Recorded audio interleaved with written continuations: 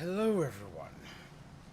I hope you're well. I hope you're well rested. I hope you're well caffeinated. I hope that you are also apparently well medicated because I have been going through the ringer today. I sound like shit. I look like shit. I'm everything except hopefully smelling like shit. I hope I smell pretty nice because I've taken a shower today. But yeah, no, I'm beat. But I'm better than I was the last time you guys saw me. How do you do? I hope you're well. Yes, I have eaten today. I have eaten. I haven't eaten as much as I probably should, but I've eaten, and I ate like literally 30 minutes ago, and I ate a meal. So like, I am eating. Still kind of sick, but I'm eating. Since Hamster and Gretel is on break for a while, I've been binge watching his sister show, Phineas and Ferb. It's got another couple seasons coming out, apparently. But how are you all? I have been sick. That's where I have been. First, the internet was down. We were getting new internet installed. Got that installed. Came back for a day. Proceeded to get sick the day that I came back. And pretty much stayed that way throughout the entirety of this weekend. I have been sick all weekend. As has my grandmother. My grandmother's been sick since she got home. Speaking of which, we are probably taking my grandmother back to the... Well, it's not even properly at this point. We're taking my grandmother back to the doctor tomorrow. But... that's where we're currently at. One sec here, I gotta move this where I can see stuff. Yeah. Come on.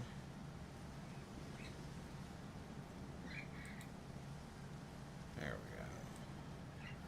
And move this where I can see it, so I can actually see the game I'm going to play for you guys today, once I get it moved over. There's also Milo's Murphy's Law in the same universe. I've heard good things about that one too. But yes, how are you guys? I'm sorry I have been gone. I am... One sec. I feel like shit because I've been gone. I don't like being away from you guys for very long. And I've been away from you guys for a hot minute now. It has been a long time at this point, and I feel bad. But how have y'all been? How have y'all been holding up? Are y'all doing okay? Hopefully y'all aren't sick. Other than monumentally annoyed with the pile of rubbish I'm working on, I'm doing fine. Well, that's good to hear. Even if I couldn't help it, I still feel bad. Like, my responsibility as a streamer is to stream, and I have not done my responsibility. So it's been weighing on my mind for a bit. Here, let's see you back and doing better. I'm doing a lot better. I'm still a little stuffy. I'm still a little congested. Still coughing here and there, but for the most part, I'm doing pretty good. Mizu, when did you sneak in? Hello, I thought you were taking a nap. Can we get some hearts in the chat for Mizu, by the way, guys? Mizu has been literally, since Friday, has been literally taking care of both myself and my grandmother the entire time I've been sick. It's dying on stream would be a to jump the shark moment. Because literally she has been jumping through every hoop imaginable to make sure that we're both okay. She's kept us fed. She's kept us warm. Every time I turn around, she's hit me with a thermometer to see if I'm running a fever. Making sure we're medicated, making sure we're hydrated. Like, she has been on it this entire time. Side note, I'm not sick, but immediately after you asked that, I sneezed. You did a ton. Trust me, you did a ton. Because, like, I'm going to be honest with people. When I'm, like, sick, like, when I finally get sick, I'm just a big old baby. Like, I'm sick. I'm like, that's it. I'm going to find my spot on the couch, and I'm going to lay in this spot on the couch until I either get rid of what I've got or it wins. Like, one or the other is going to happen. Like, it's going to win or I'm going to win, but I'm just going to lay on the couch hoping to God that the nap is what does it. So, like, you kept on it the entire way through, making sure that I was taken care of, making sure I was taking care of myself.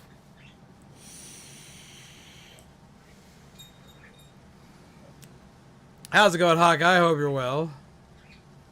I'm an alien bear plush. Yeah, I can carry that around a lot. I like my alien bear plush. It's cute.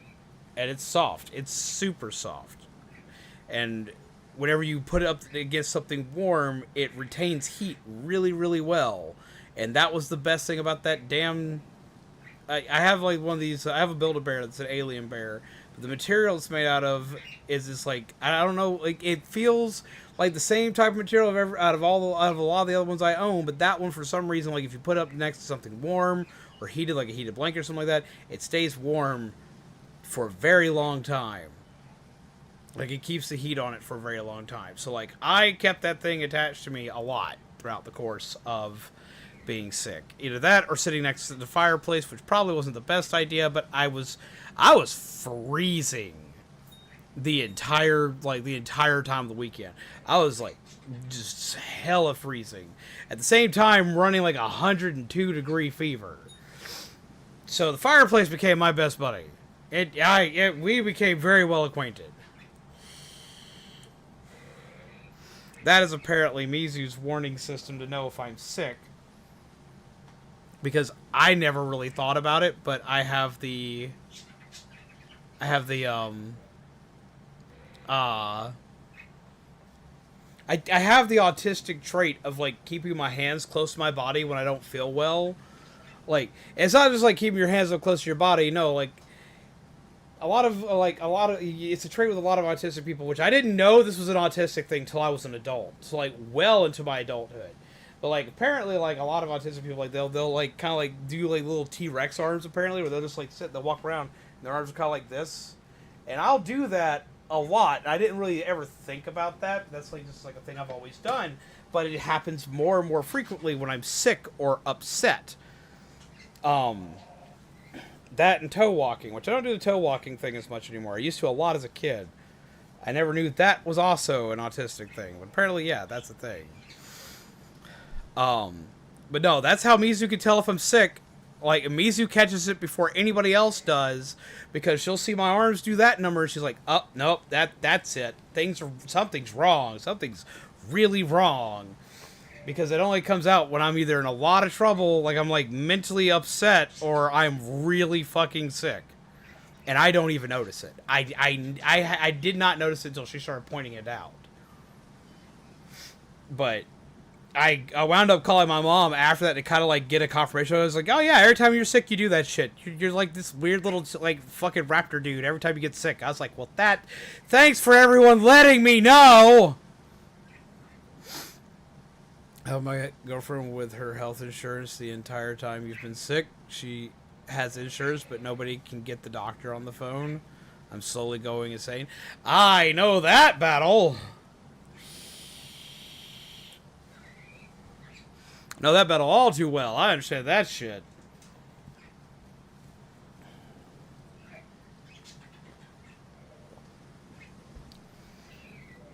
Usually after I go enough without getting anyone on the phone, we just show up. It's like, I just show up, like, I need to make an appointment. No one's answering the phone. I need to make an appointment. I need to make an appointment now. I love you too. I love you too, Mizu. I'm not a dino, but I much appreciate you, and I love you. I love you a lot, and I appreciate you more than you could ever fucking understand. To you, it doesn't seem like a lot, but to me, it's a big deal, because I'm used to having to take care of myself in a lot of cases. It was kind of weird. Now I'm sneezing. Don't put that curse on me, Ricky Puppy. But yeah, tonight we're going to be playing some Legends Arceus because I've been wanting to get back into it. I've been having to resist the urge to play it off stream because I've done everything for this game on stream so far. I really hope you're not getting sick. Like, that's just it. Like, ever since I've started feeling better, like, I have been, like, doing everything I can because it looks like Mizu might be getting sick, so I've been going through every which way I can to hit with as much preventative measures as I possibly can to get them feeling better. Well, you did say you watched it before stream, so being extinct would make sense for a dino. Oh my god. Jesus. That's not wrong, but I hate it. We're gonna play some Pokemon today. But yeah, so like, no, I've been like dead down and out for like the past few days now. With the exception of today. Today I've been running at full force, which I probably shouldn't be doing, but I haven't had a lot of option. While also trying to make sure that Mizu takes care of themselves, because they've got stuff they've got to do tomorrow that I got to make sure that they're okay for tomorrow. It's just sinuses, no fever or anything, so don't worry. Breaking out a joke I made when I was 7. That joke is old enough to rent a car. Jesus. You missed the aliens visiting Earth? Oh, fuck. How did I miss that? That's a sad day. I want to see an alien. I want to show them my bear. The hell was I doing? Oh, we beat another Pokemon. We beat Arcanine this time. That's right. I couldn't remember what we'd done. But yeah, so like, I've been like... Since I was sick, I haven't been able to do what I normally do of working on stuff on the computer or getting a lot of stuff done that I would normally get done. Oh, that's Angie over there.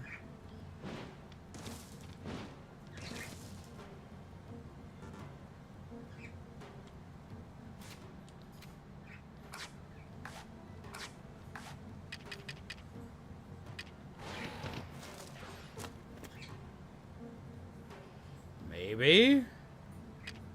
There's no way this connects.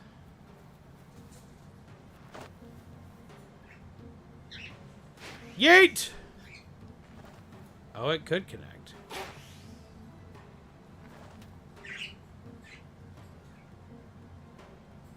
Smack in the butt! I made it Angie! Yeah, you shake your head up and down. What the hell are you doing?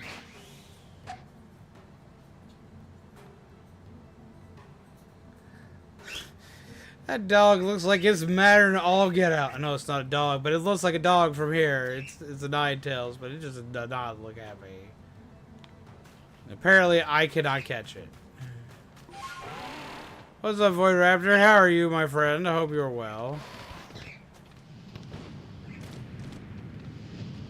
Oh, Magmar.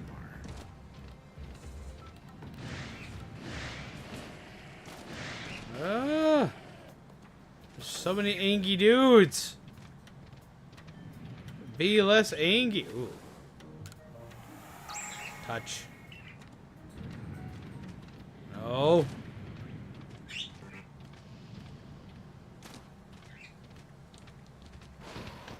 There we go. Oof. Oh, it's so much Angie stuff around here. Why they all gotta be so Angie? Nope. Into the water! Weave. Ninetales for the red eyes is how I look when I don't pull a full art and then TCG Pocket takes down the packs. Ugh. Okay, so like TCG Pocket has me angry right now because like I used to like the Pokemon Yanmega and now I fucking hate Yanmega because I have pulled so many freaking Yanmega EX. It's not funny. Like, legit, I have like 6 copies of Yamega EX and a Yamega EX full art.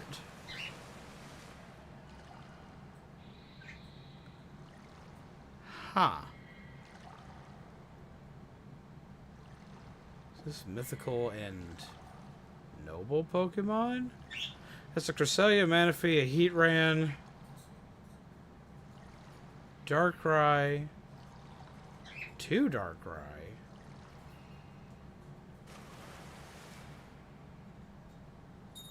Giratina, Basculegion.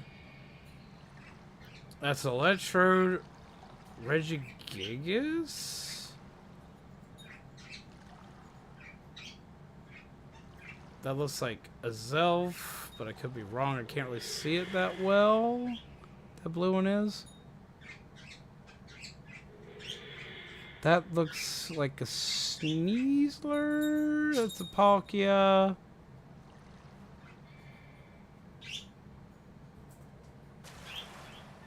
Weird Ear, another Basculegion. What is this for? I need to check this out later. But like, yeah, no, every time I turn around, I'm pulling freaking Yamega EX. What do you mean I have low battery? I'm literally charging my controller right now.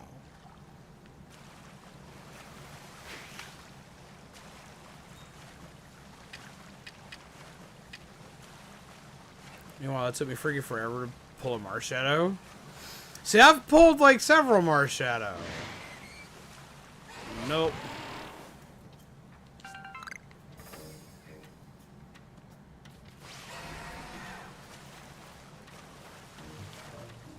There's been several things I haven't been able to pull.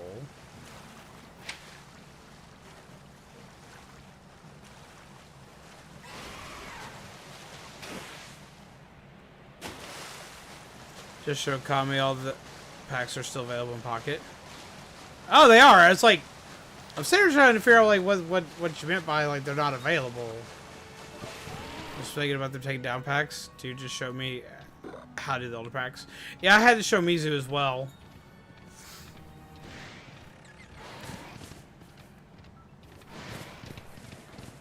They don't make it like immediately obvious, so I do get why like people would think they're missing. What was Anki? I would imagine so, like especially if you're trying to collect everything or build a deck.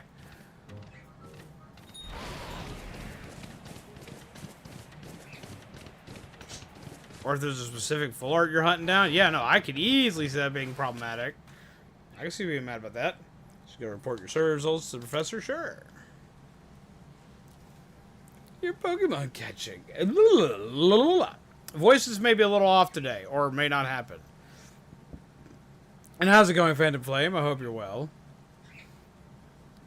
Your Pokemon... I can't. Your Pokemon catching efforts are quite clearly bearing fruit. How about a report then? I'm not going to get his voice right all night tonight. That's going to bother me. Ugh. I popped in to throw a joke at Z before I left. Try to work on my joke, but I need feedback. They're angry because coffee shops haven't been invented yet. Nah, I'd be angry if coffee shops weren't invented yet. So I went to the eye doctor today, and the waiting room was filled with french fries and hash browns. Talk about spectators. That is so bad! It seems like you've made some new observations. Let's have a look then. I see. Most of it illuminated. I'll update our Pokedex with this new data.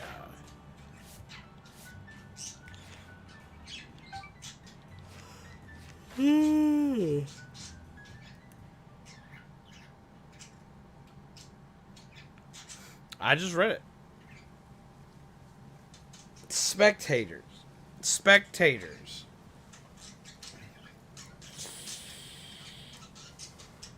That is so bad. you quelled the new Lord Arcanine. Oh, let's tell Commander Commodore the good news then, shall we?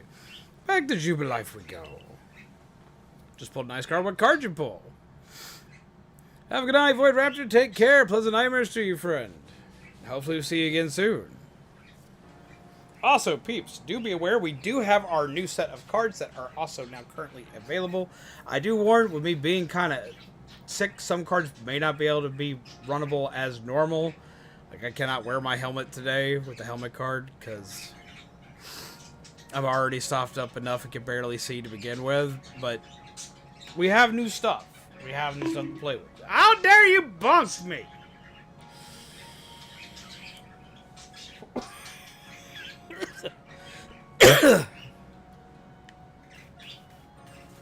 Oh.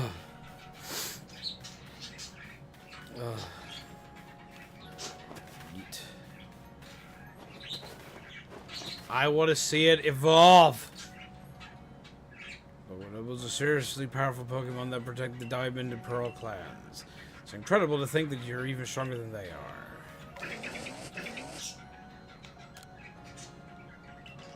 I want to see it evolve. You got the full art Palkia EX? Oh, yes! I just got the Dialga the other day. I'm trying to build Darkrai right now.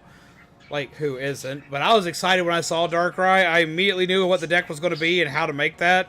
And I was very right. I've got a kind of Darkrai deck built. Jesus Christ. I got to turn that down. Holy Christ, hydrating, though.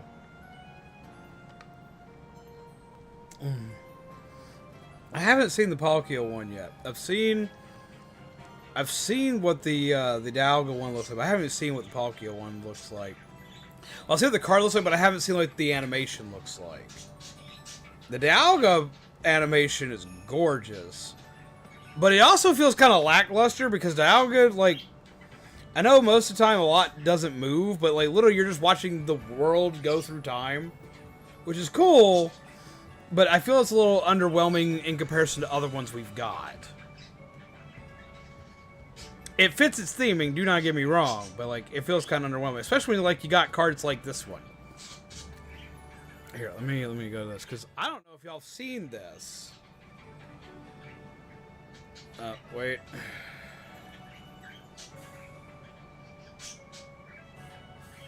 Here.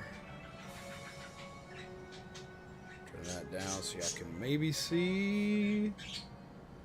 Have y'all seen this yet?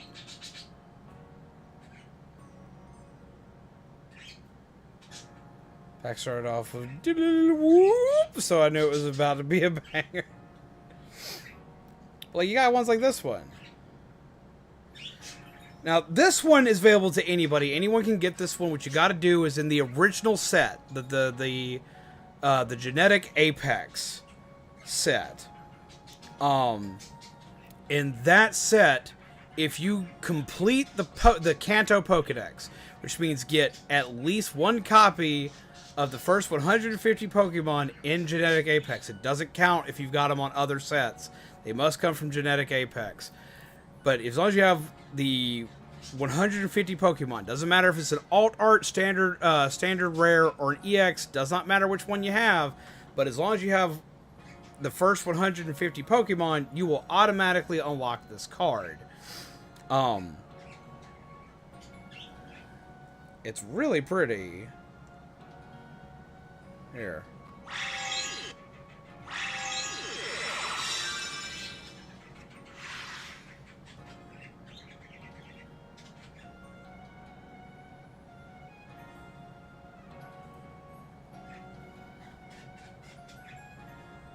And it's just cute, but like you have stuff like this, which is essentially the exact same thing as Dialga. Dialga just sits in place and the world kind of revolves around him. But at the same time, it's not the same. This just feels like there's so much more to it, and it's a lot more cute to me, and I like this. But I'm running a Dialga deck right now that is just a pain in the ass, and I love it. But the Dialga...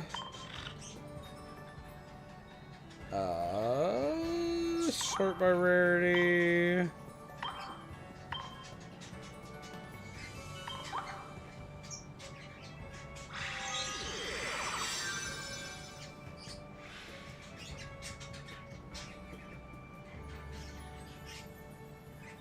The Dialga is just literally shifting time.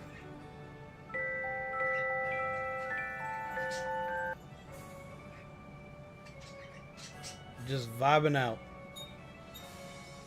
It's actually a well-played card, dude. Yeah, that's the Dialga. Like, he's itty-bitty on the screen as he just watches time move.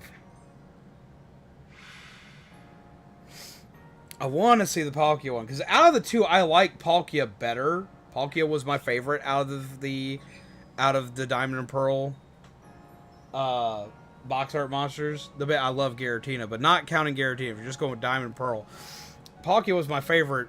But deck-wise, I always running to, like when it comes to a card game, I always ran Dialga. I always ran Steel.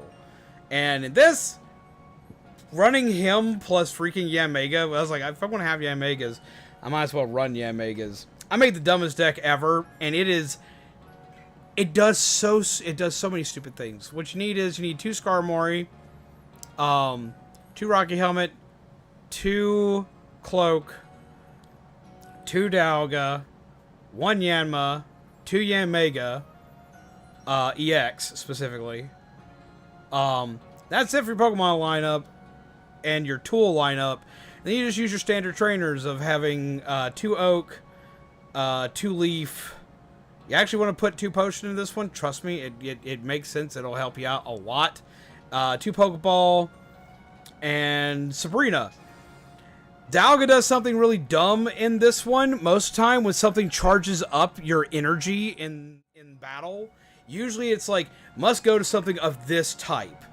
Dialga doesn't do that. Dialga's like, up front, he's like, okay, he swings for 30 damage, it costs 2 energy, and he puts 2 steel energy on anyone on your bench. Does not matter what type they are. Oh, and there's one other card, Mew EX. So you put the energy on Yanmega because he uses 3 color synergy to attack. That's all he freaking uses, 3 color synergy to attack.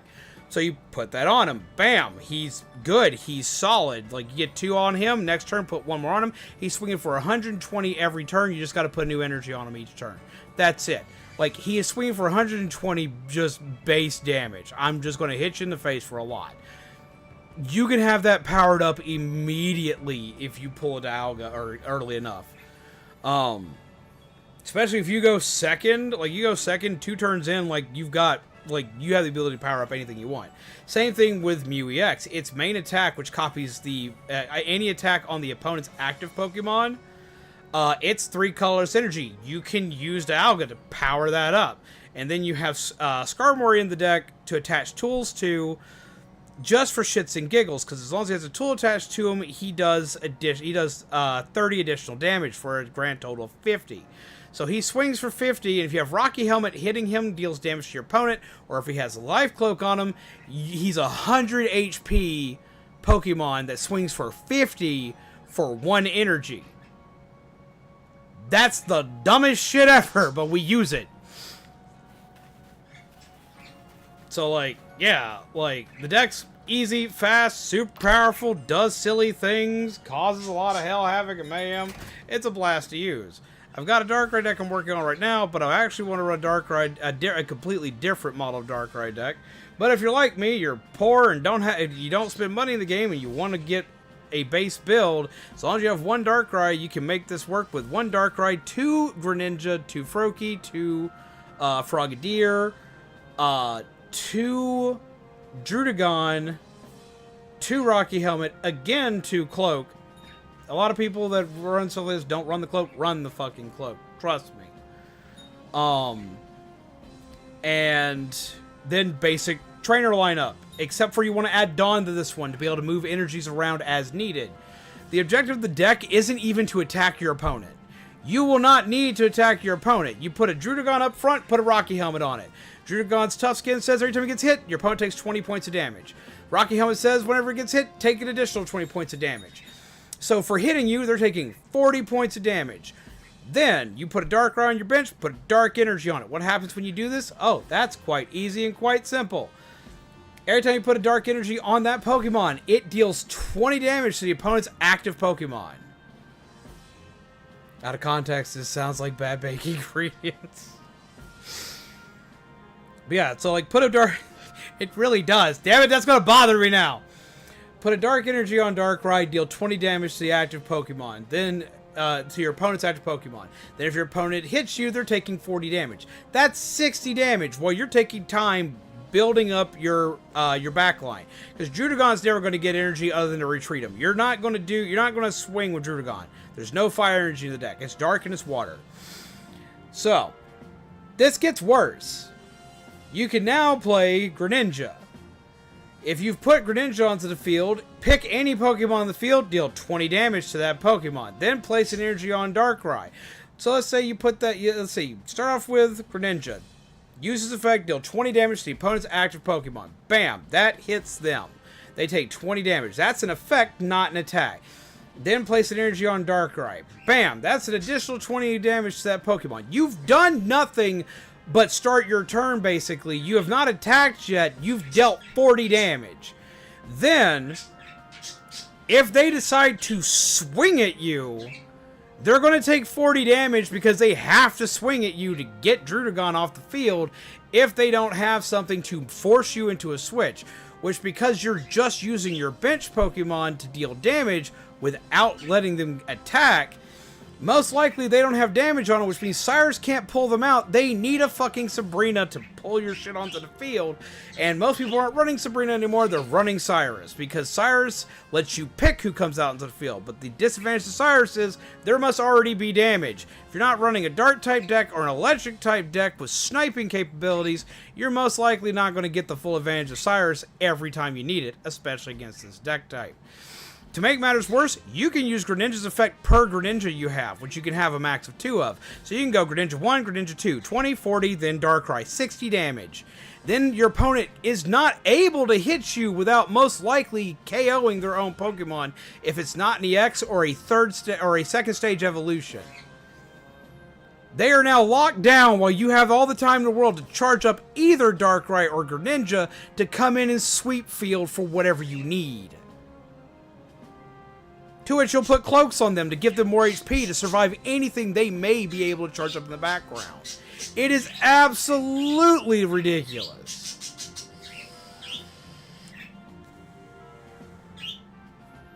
Might have used the wrong term. Google is telling me the Palkia I pulled is a gold crown. If it's got like the gold outer border full art around it, yeah, that is a gold crown. That is technically the highest rarity card you can pull. And this has been the French Chef Pokemon Edition with your host, Zombies Go Nah.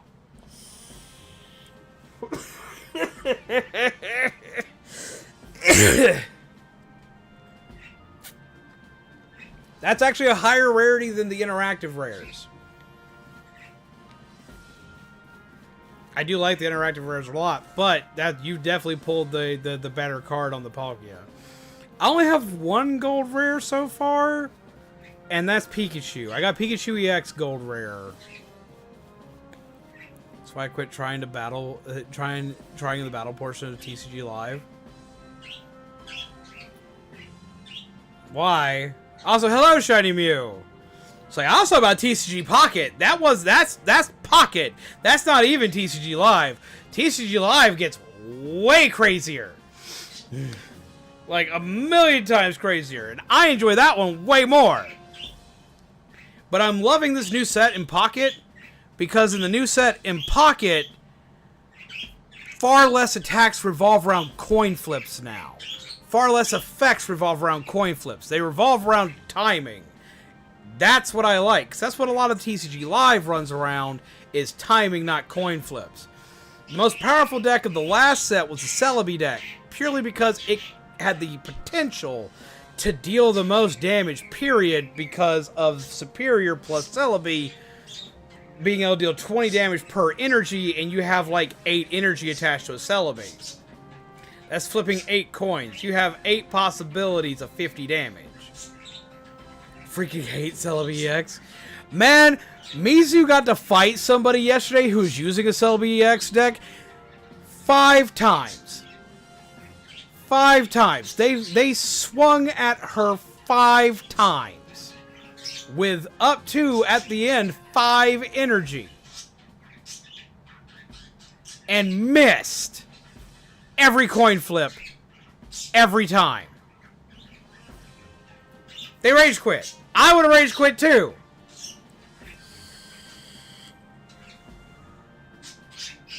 You don't get to play more than 3 turns. I'm toast. I'll have to help you out with that. But no, she felt so bad for that Celebi player because like they completely whiffed. That should be impossible. But it's not. It's just highly unlikely. Okay, I'm not going to be able to do his voice just yet. I know it, because his voice is so rough in my throat. You did well on your mission in Cobalt Coastlands.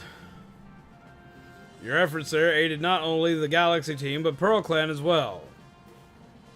I do hope your efforts will also have an impact on the space-time rift somehow. If we are able to get rid of that rift, it should clear any lingering doubts about your origins. Though how we might actually close the rift, I haven't the slightest idea. I purposely made a grass-type deck without Celebi. The highlights are just Venusaur, Executor, and Pidgeot EXs. Isn't, I need to double-check Executor, but, like, isn't it based around amount of energy as well?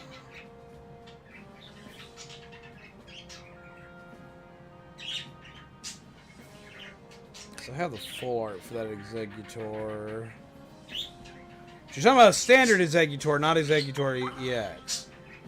That does 20 more damage for each energy attached to your opponent's active Pokemon. Yeah, that's like one of the greatest counters to Celebi. Just 1 damage, 40 energy time, plus... Oh, you're talking about the EX version then.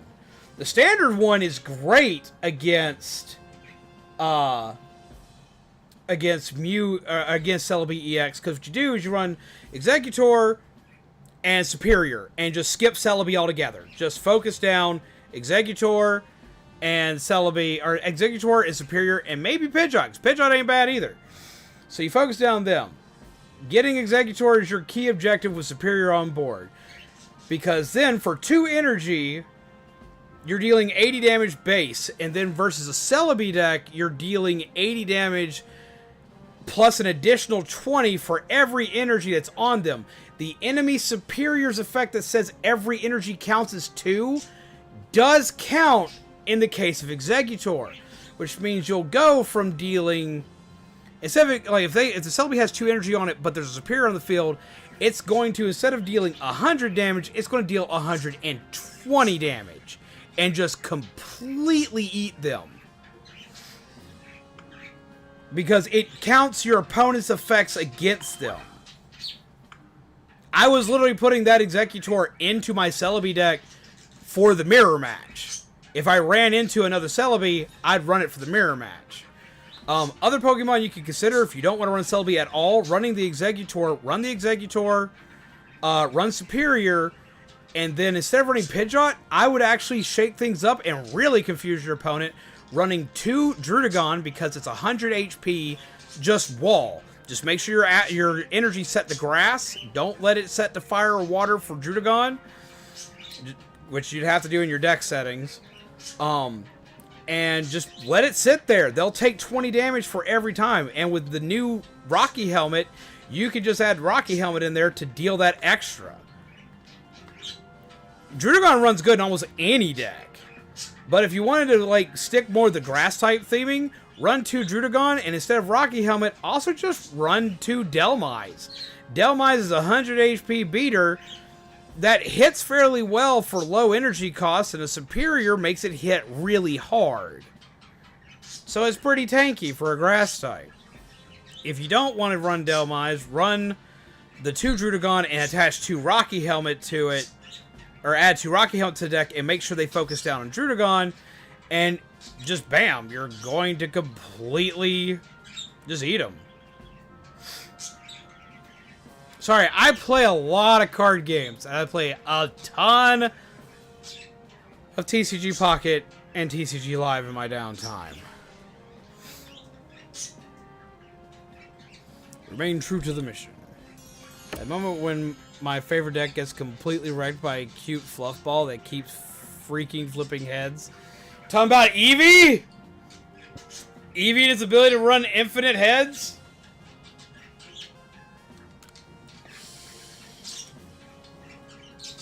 I only had that shit happen to me once, but man, I was mad.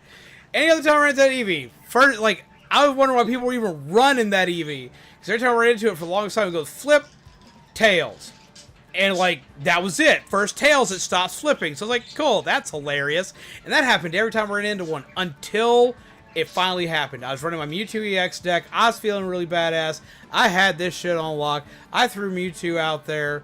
I was ready to go. I ate their Pokemon. They threw out Eevee. And in a fucking Hail Mary attempt, just did continuous tumble.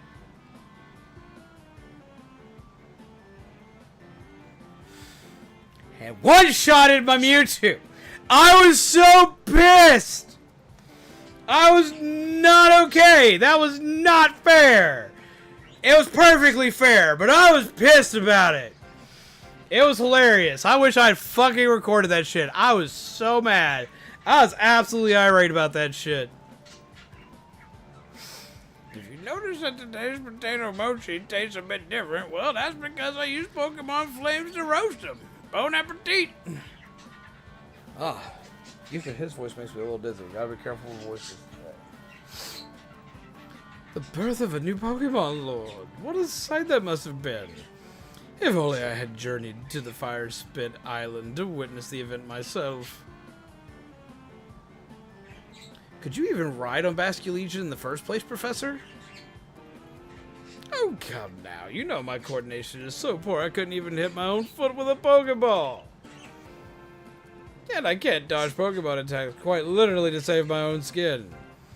Of course I can't possibly ride atop a fearsome beast like Basculegion. That being said, we'd all do well to remember these wide words. Wide words indeed. They go wide. You just gotta remember that. These wide... I swear I can talk, guys. These wise words. The ever-striving soul is rewarded in the end. But are they rewarded with tacos? This is the real question. And strive I shall. For the sake of my research, I will surely ride a Pokemon one day and record the experience in our Pokedex for all posterity.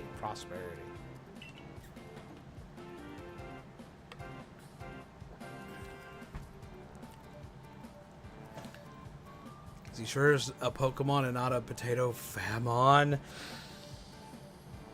No! It's so bad! That was actually kind of good. That's bad! Stop! No!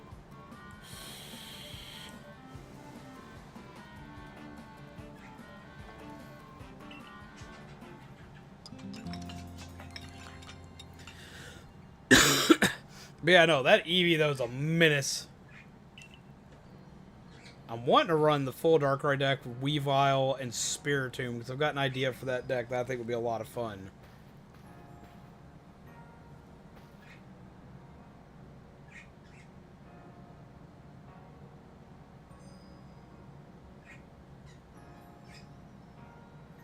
Shaman, are there trains in this game?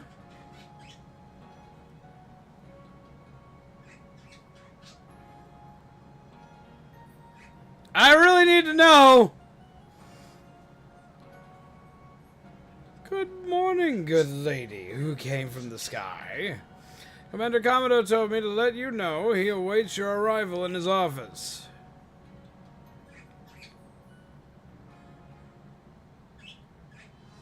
No, there aren't trains. Well, that guy's definitely related to the Conductor twins. Zombies, you have your next orders. I have your next orders. You don't have them. I have them. I swear. You must go to Coronet Highlands to quell another frenzied noble, Electrode, Lord of the Hollow. Electrode.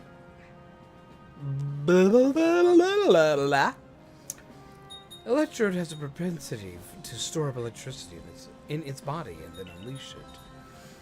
But since Electrode became frenzied, those electrical outbursts have become giant blasts. We'll be enlisting the Pearl Clan's aid in securing you safe passage to Electrode's seat. I've sent word ahead to Irida asking. No, you don't have permission to go up to... What? Oh, save it, as if I'll be stopped by the likes of you. Now, out of my way!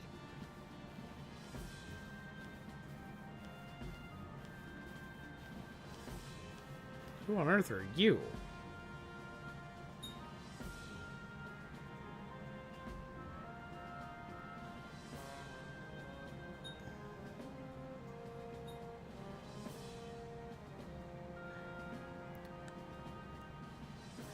Something seems so incredibly off about your body proportions. Like, your head and super thick fucking neck do not fit the rest of you. Hell, it doesn't look like your neck fits the fucking bracelet around it. Hey, Bossman Commodore, I thought it might have slipped your mind to send me an invite, so I took the liberty of stopping by anyway.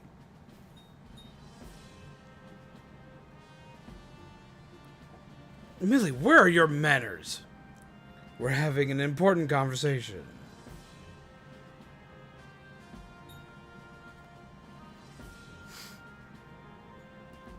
Well, there's your issue right there, Aderan. How exactly did you intend to discuss Electrode without me? It's Mighty Warden here to weigh in. There's no more to discuss. We've already asked zombies to quell the Lord of the Hollow. Oh, come on. Is it me you're trying to humiliate here, or our entire clan? Besides, do you really think this flimsy little noodle can quell Electrode? Man, you are angry. Don't you make that face at me. I will kick you in the titty. It's a very large head / neck for the shoulder width. Right? Like, I'm not crazy, right?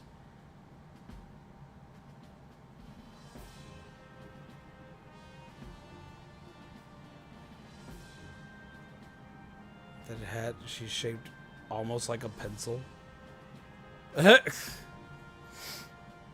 sincerely sorry for this heedless interruption. Pay it no mind. It seems even security corps personnel I trained myself cannot stop one so capable as Warden Melly. Whose ancestor is this one? Sharpie marker. That being said, yes, it is clear that the Security Corps needs even further rounds of training from me later. Hear that, Millie? The Security Corps will sob themselves to sleep tonight, thanks to you. The Commander's sumo moves can send even boulders flying.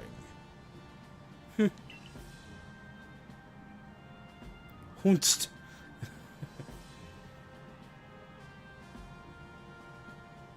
You don't like this guy? I mean, they're already giving me the stink eye, so I don't think I like him either, Phantom Flame. They seem kind of rude to me.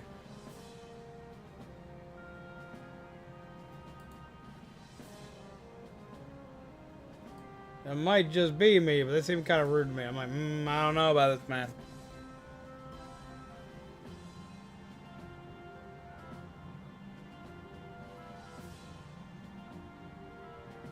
Who? Komodo?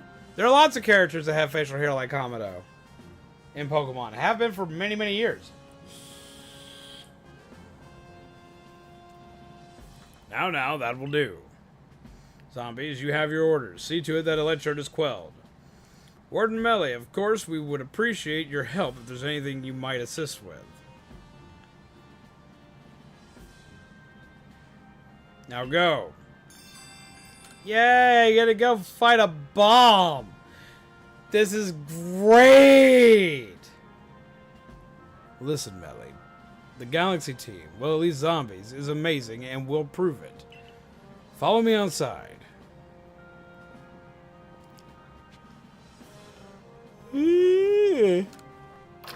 Oh boy. I get to fight somebody now. I'm gonna Electrode buzz. Are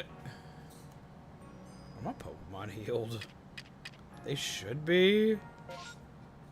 But I'd rather double check and be caught unawares. It looks like they are, yeah.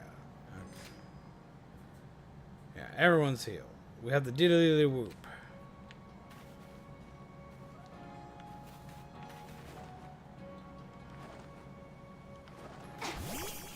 Say hi. That's cute. Alright, zombies. Go around with me. Sure, why not? We'll do the wacky smack. Melly, make sure you watch closely now. You a bitch!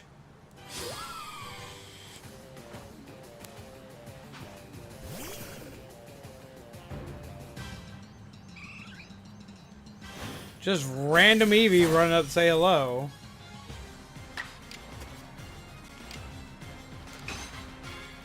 Light it on fire! Ow, that's not good. That's less good. That's even less good.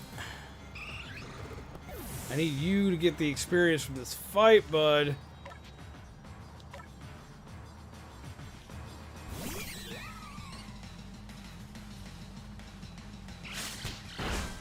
Ow.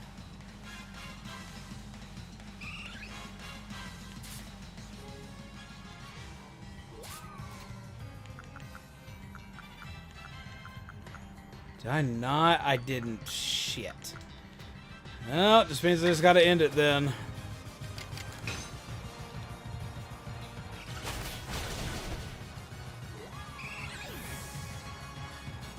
Magic Gathering 4s, they added an adventure, more so it's a Magic Gathering based adventure game.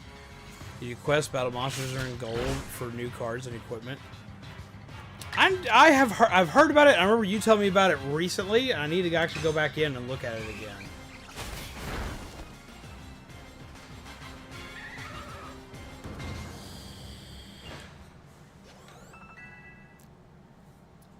I could have used the level up on Quill over there. You see how good Zombies is now, yes? No more sneering at her. What a dick. Now I think our helper from the Pearl Clan was going to meet you at the training grounds once you're ready. Till later, zombies. Glad to have your help as always.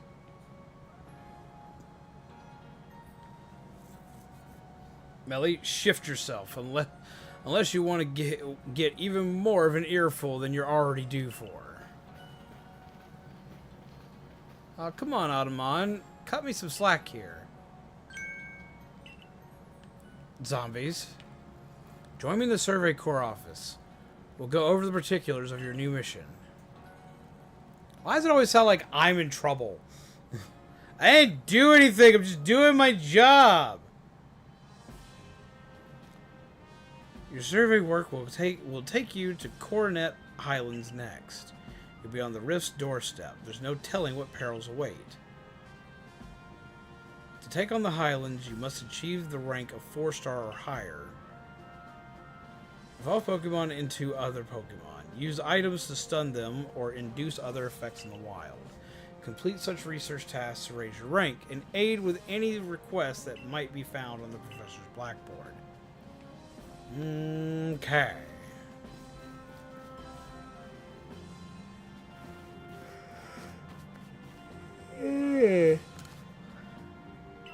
Nothing here seems relevant, because I apparently need to finish more missions.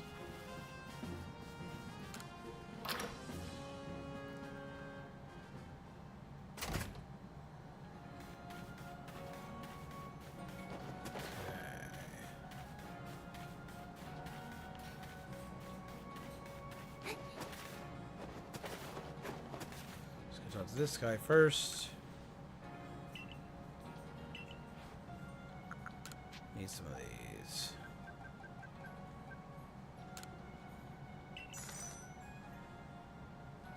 And let's see. So that. And that. And that.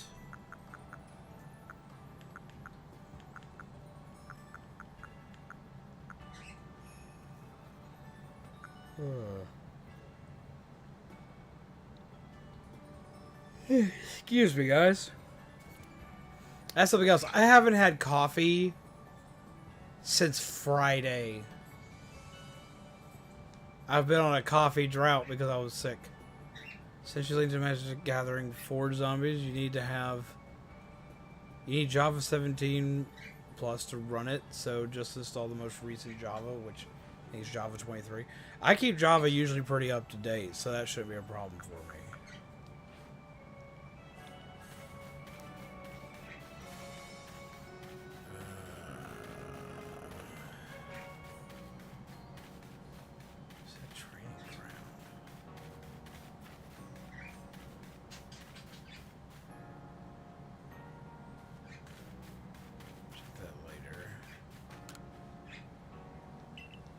I want to see it evolve.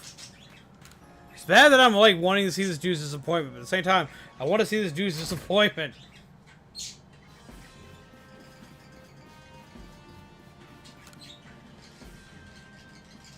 Okay, progress in research tasks.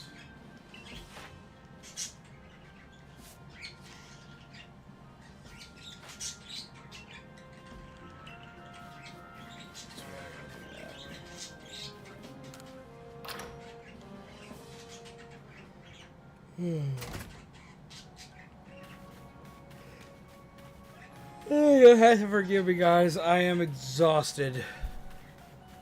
I've gotten a lot of sleep. I just didn't get a lot of sleep last night. One sec. I'll grab something real quick.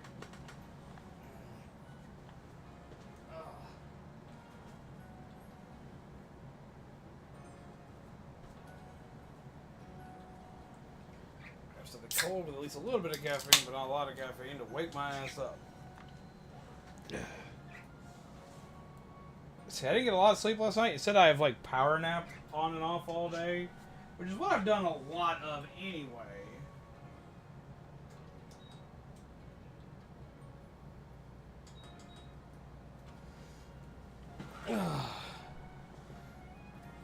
Due to being sick.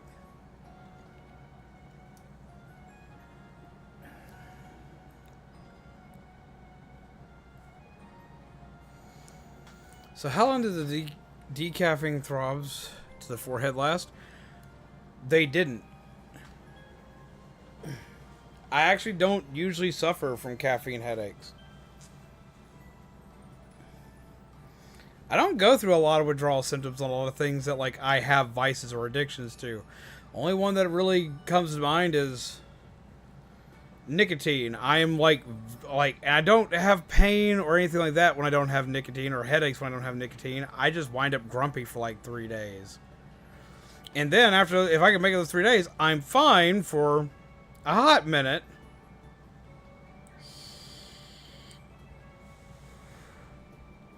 But yeah, no.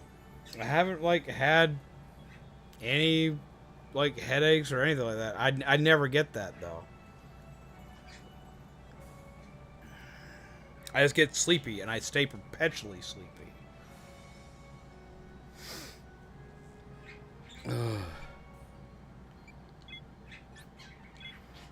Mirelands. But I do stay, like, perpetually sleepy.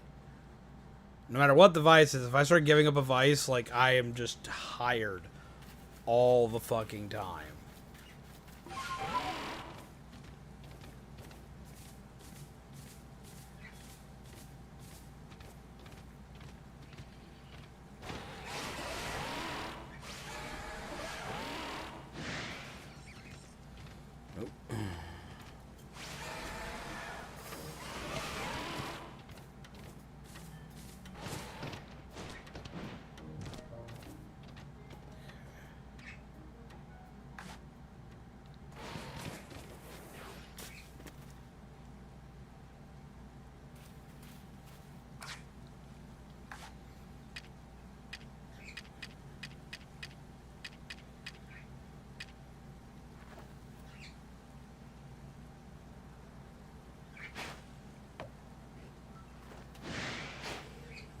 thingy.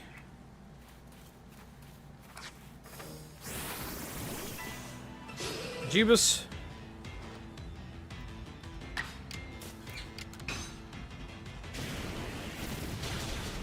But I'll stay like tired, like sleepy tired, for like a week. I'll want to nap all the time.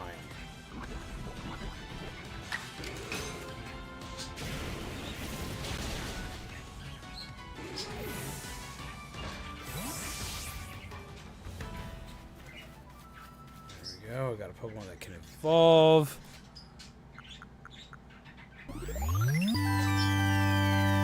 Your princess lives in another castle surrounded by lava. Name something Bowsette for the... Yeah, okay, we can do that. You got anything in particular you want to see named Bowsette?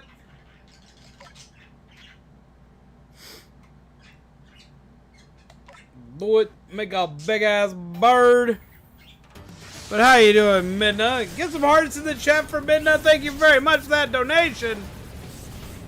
Is Shuckle in the game? I don't know, but that would be the funniest shit to name Bowsette. Yeah, Shuckle! Oh, I hurt myself. Worth it. Good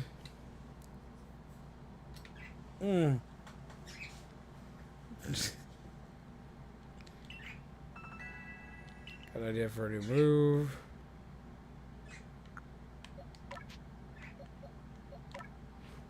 Come on, babes, get some more hearts in the chat. Ooh. Ooh, ooh. I'll swap that shit out.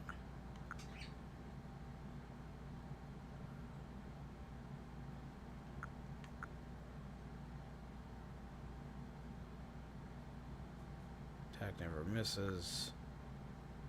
I like the one that never misses. Look at that.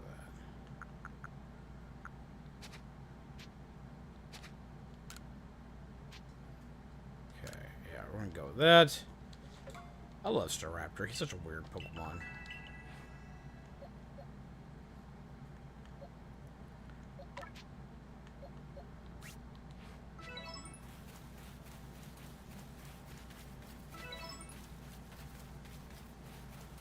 So we got that evolved. Not very particular.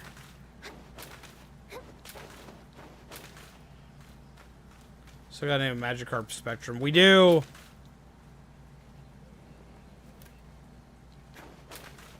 Alright. Ugh. Ooh.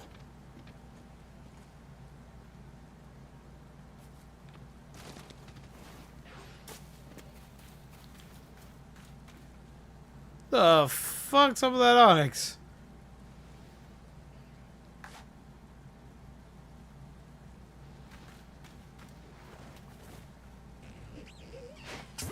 Funk.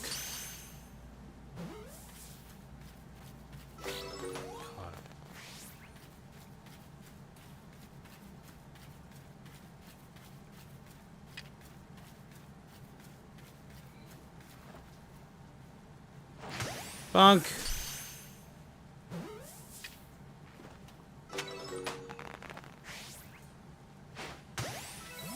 Got you, buddy.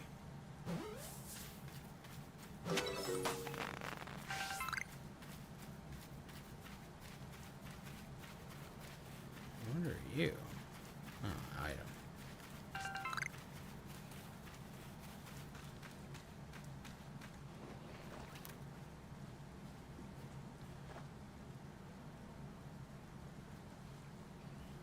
You don't see me. I'm one with the tree.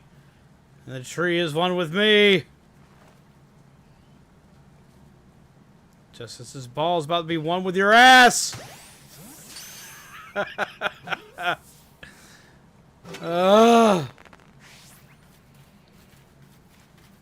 Shuckle, Shaman, or Terra may be the next closest. You don't see me. You don't see me.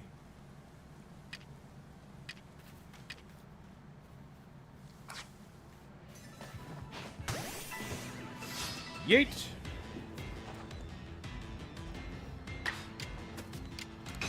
Hit it. I should use rollout instead.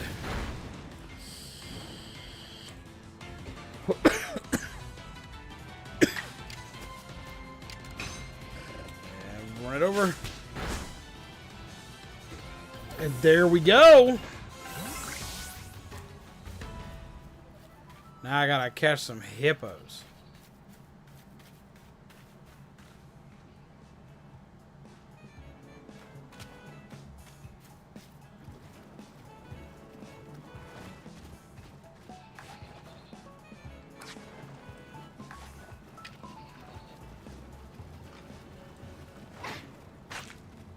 I completely whiffed that. Twice.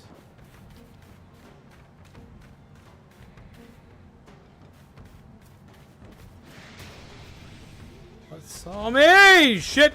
Nope! Nope! Nope!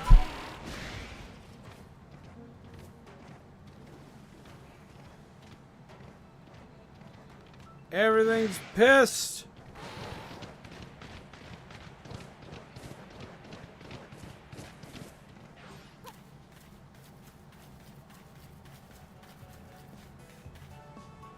What are you doing with these skunk tanks? Oh, these are stunky. Whoa there, I'd keep your distance if I were you. Just look at those bothers. They're taking up the spot where I was going to set up a base camp. One stunky would be a headache, but this little group is a full-blown migraine. Maybe I can get someone else from the team to handle this. Someone good at battling. I'll drive them off. Are you sure you're up to this, though? They stink something fierce. Just watch me. The Joestar secret technique is powerful. Or Heat Tread if you manage to get one. Heat Tread would work. A grass turtle instead of the fire one would be pretty funny for Bowsette or Classy Bowser. You're talking about, let's see. Grass turtle. You're talking about Torterra, right? Torterra would work. Yeah, Torterra would work.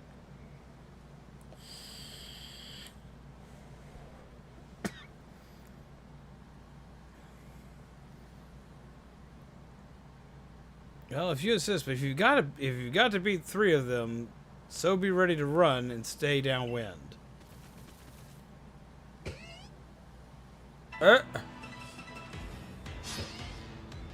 What's up, stanky boy?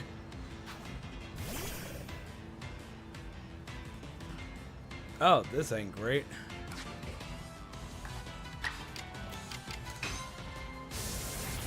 Wah!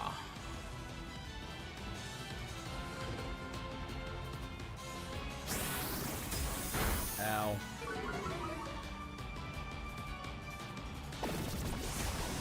Ow.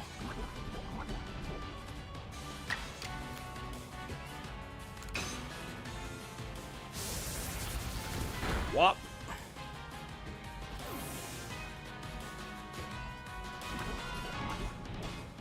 Poison. Ow. Ow. I'm never gonna get this dude to level up. Staraptor, let's go.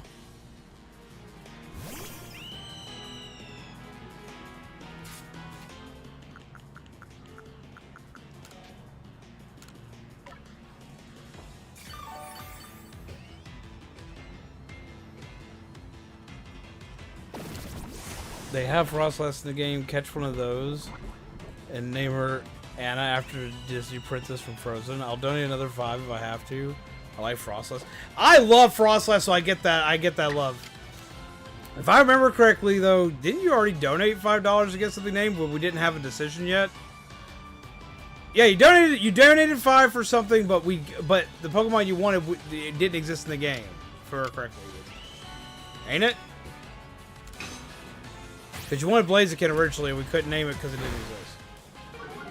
Yeah, so you've already donated. If you want me to name it Frostlass that, I can do that. So I'm not going to make you donate more. You've already donated. And you haven't gotten what you wanted out of it yet. Yeah, no, we could do that. Shaman, make a note of that one. And make a note of the terror for Bowsette.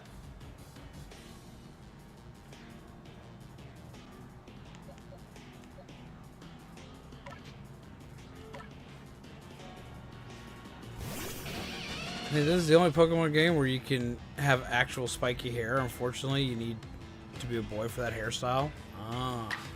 See, I know. 9 times out of 10, I usually play a boy character. I think it's the first time I've played a female character in Pokemon.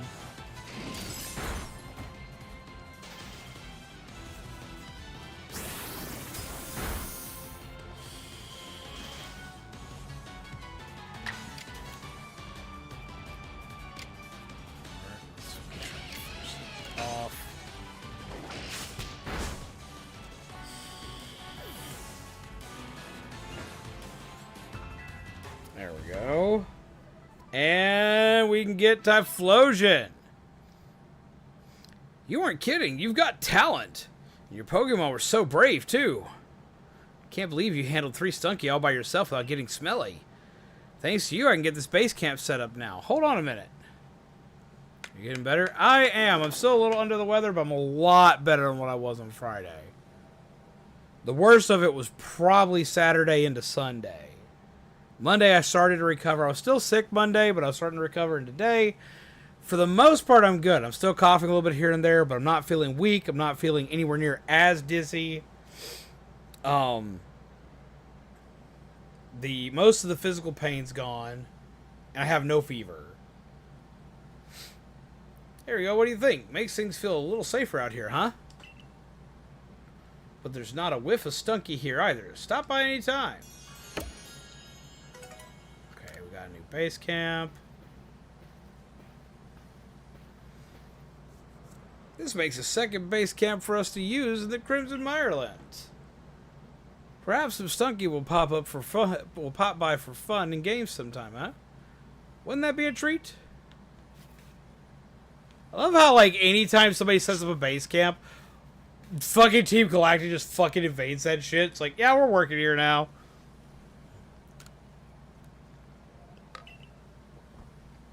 Okay. Go ahead and evolve.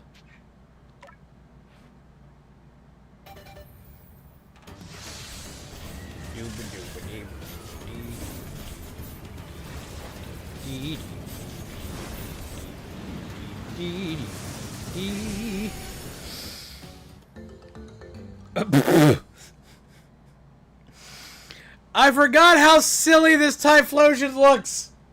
It looks like he's got, like, awkward, like, matted emo hair. He looks stoned off his ass.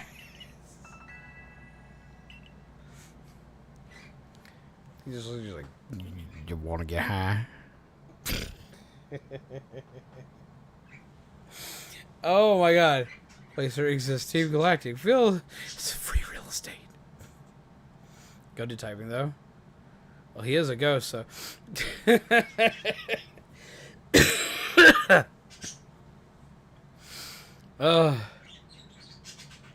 mean, like, okay, so, like, I like ghost fire type Pokemon as much as the next person. Like, I've been a huge Chandelure fan for many, many years.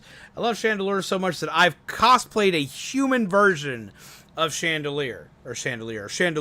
Like, I like ghost fire typing. Ghost fire typing is a great typing, but at the same time, it's such a glass cannon typing.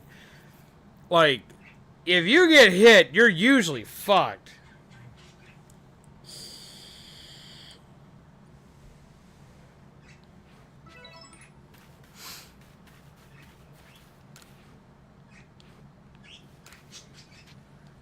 Just a little while.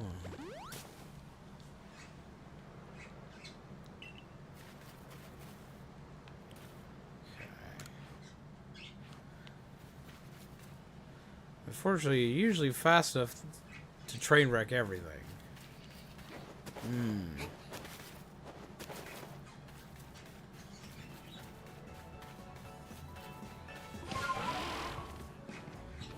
Is Hisuian?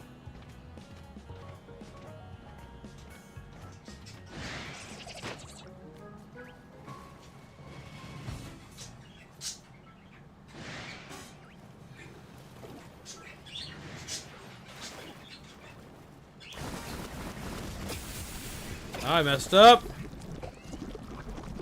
Big mess up. I'm sitting here trying to fight it. So I'm wanting to see Typhlosion in action. We start training him some of his ghost type moves.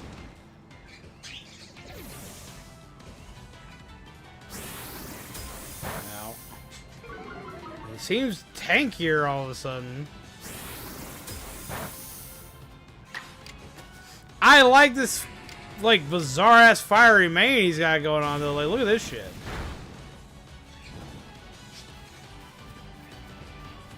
Like, what the fuck?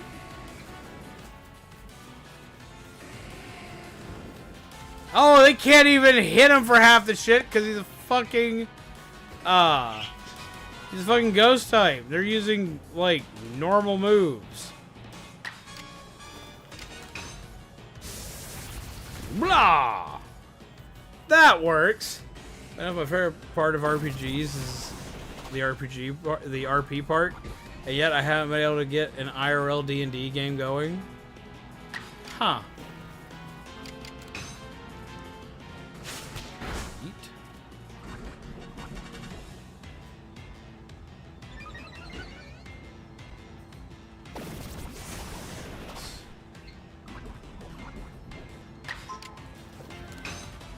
Smack! What is beeping it?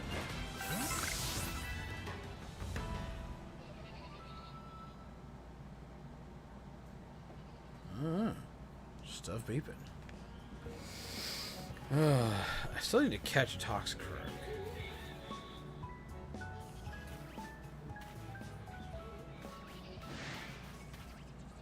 Alright, so angry.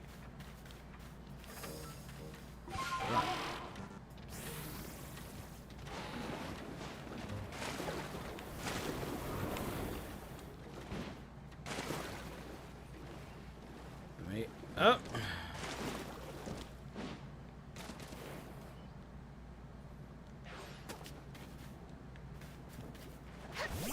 Smack. Oh, it's just a I was just looking at Frostlass's moveset and Arceus. She can be tough Giga Impact through TM. For some reason, I'm envisioning this light as a feather Pokemon running at something for 150 damage. Yeah, just like spreads its wings and like freezes its kimono and yeets itself full blast. Becomes a rocky battering ram of death and doom.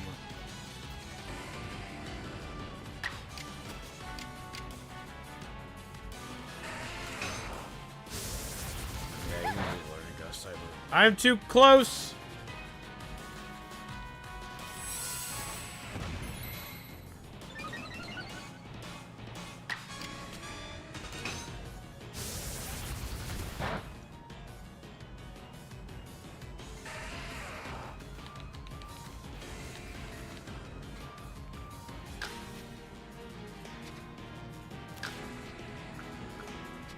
I want the stuff. There's such an awesome battle we're witnessing down here.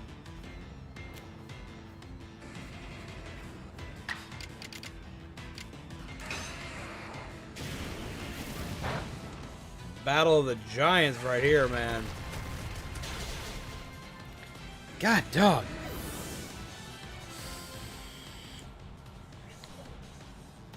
How did you get the 30? I don't remember your level getting that high.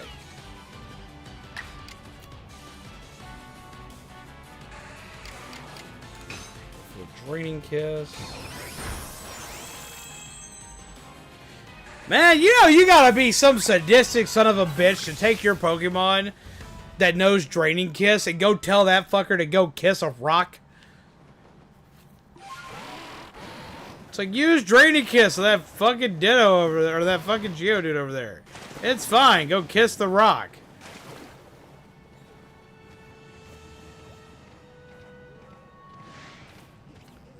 I know I would personally be pissed.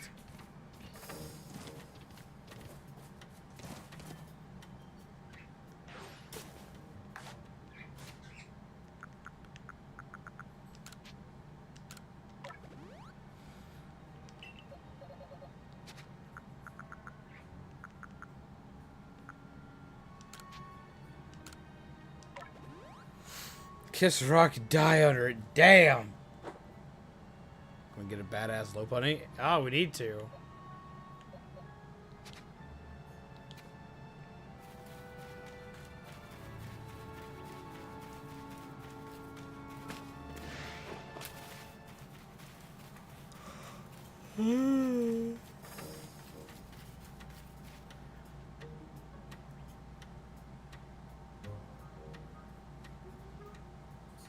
Alex looks so pissed.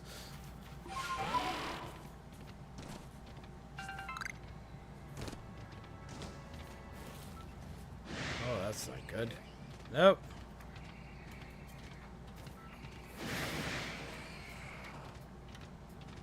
So many ghastly.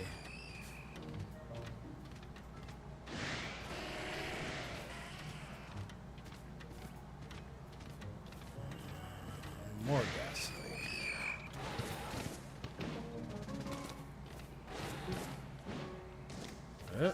Grab that.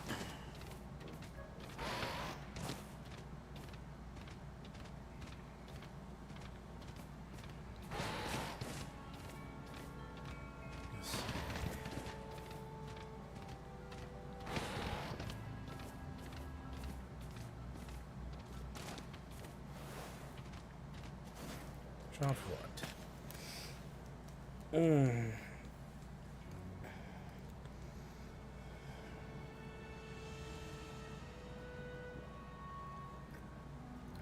Say, you there, can you lend me a hand? I was on my way to the Mirelands camp when this alpha hippowdon came after me. I got away, but I dropped the charm I was carrying. Oh. Also, get him a champ and name him Goro while you're at it. Oh, Lord. Okay, so, like, that's something I've always wanted to play on stream, but, like, I'm not good enough to make it to where I could do it as good long-term content. I've always wanted to do something with Mortal Kombat, though. I fucking love the Mortal Kombat franchise.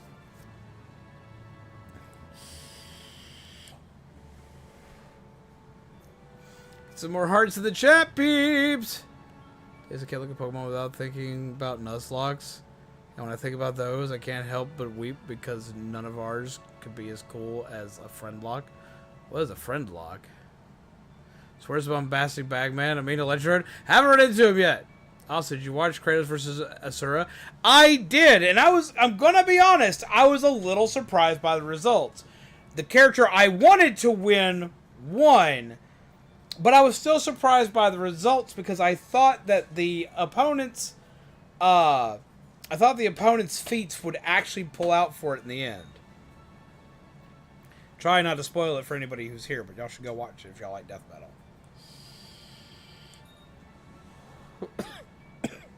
Pokemon's been added to the list. Gotcha. Now I can't find it anywhere. I've just got to have it back. You find the charm lying in a swamp. Could you bring it back to me? Alright, so we need... there.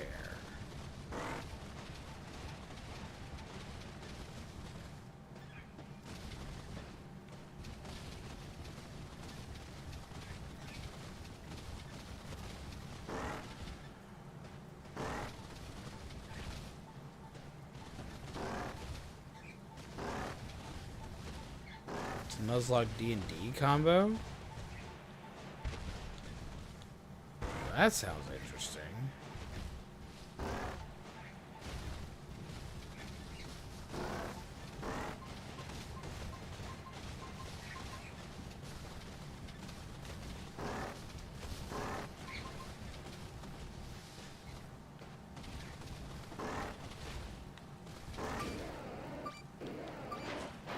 Treasure. He is so proud of himself. I love him.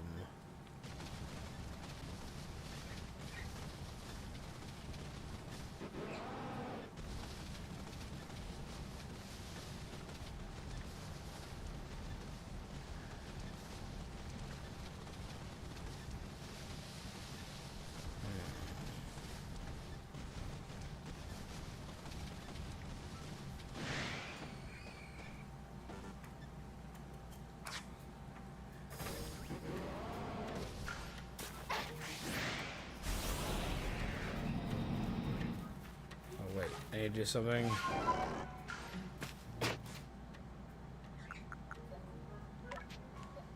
Change moves. Can learn Hex. Hex is your only ghost type move right now? Well, I guess it could work in place of that.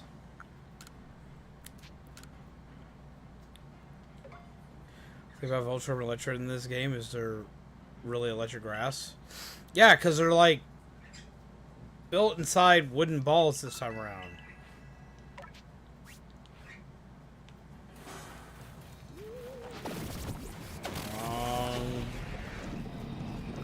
Blah!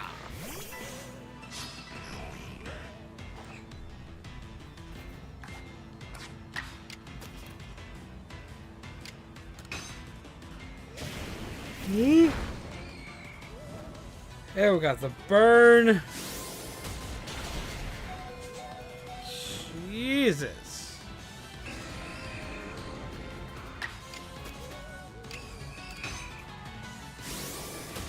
Ah.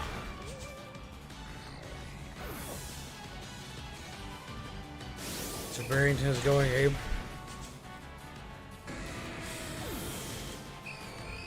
He's not going, Abe. He's just trying to do his best.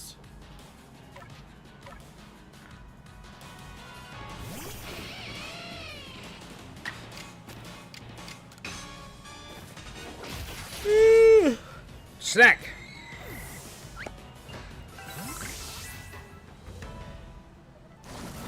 Ah! All right, you know what? Time for the mirror match.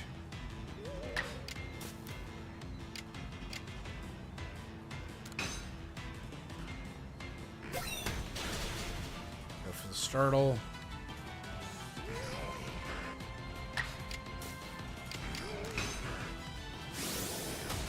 Ah! They were making Apricot balls instead of Pokeballs. Yeah!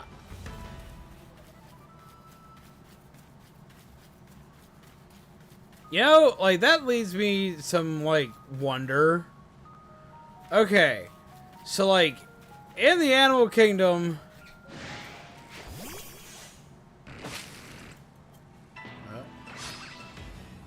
In the animal kingdom, creatures will change their appearance to do one of two things over time.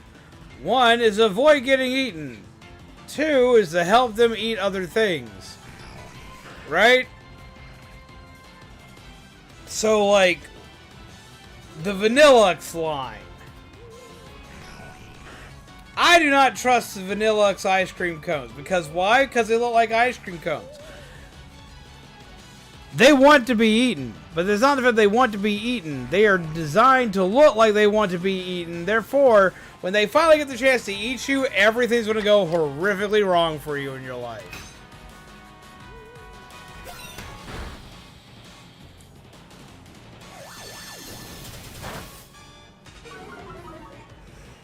You know that I want Pokeballs that are in this game in every other Pokemon game? It's a kink. Wait, what's a kink? Also, what is up, Raisinly? How are you? I hope you're well. Come, sit, chill. It's good to see you again, my friend. I'm just now getting to see everybody again because I'm no longer sick. Or as sick. How have you been? Yeah, I would like to see the Jet Ball in other games.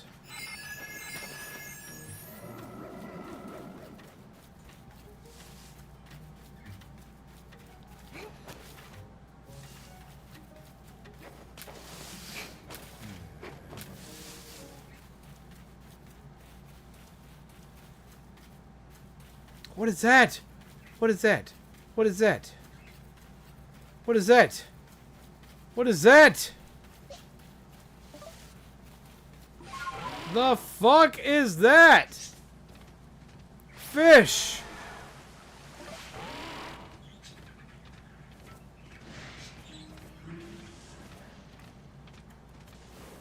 The fuck just happened? The fuck is this?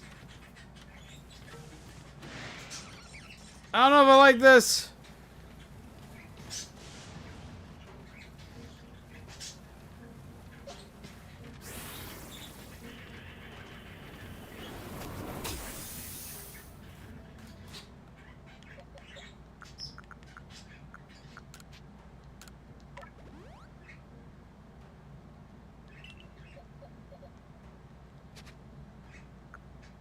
Just got off work after getting up early and got to get up early again. You should get some sleep, my dude.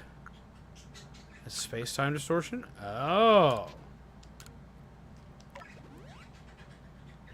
Yeah, no, you should definitely get some sleep. I appreciate you coming by. I hella do. Hell, I always want you to hang out here when you can, but I also want you to make sure you get some sleep. Ah! Oh, we're not catching that. Oh. Shit.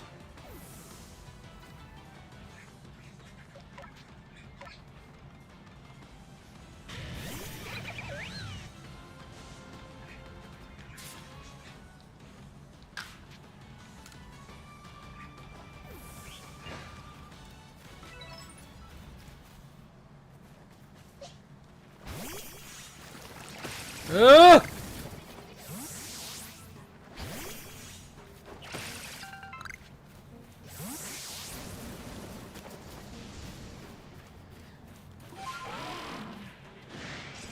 Oh.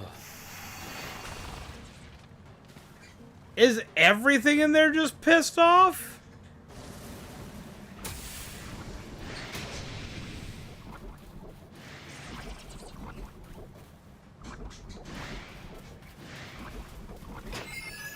Oh! Run! Definitely running.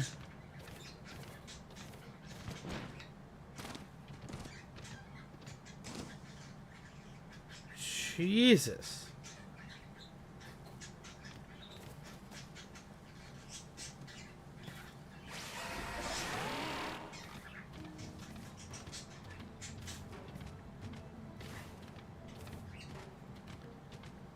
I think we've done enough.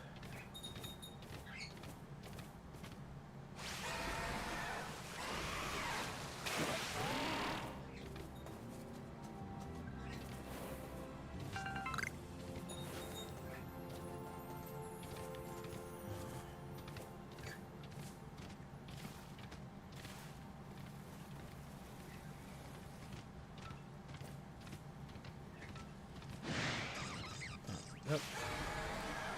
Yep.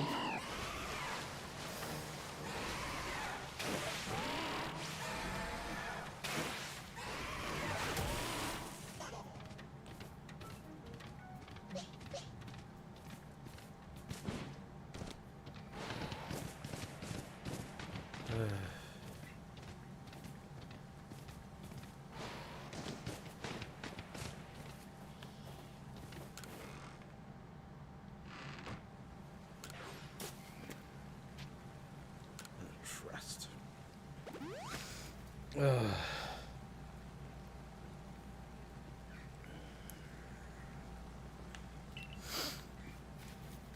Let's see.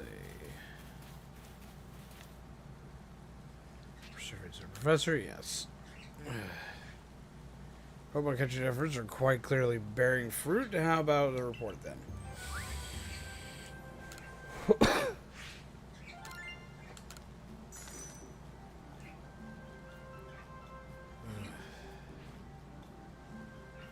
There's some new observations. Have a look then.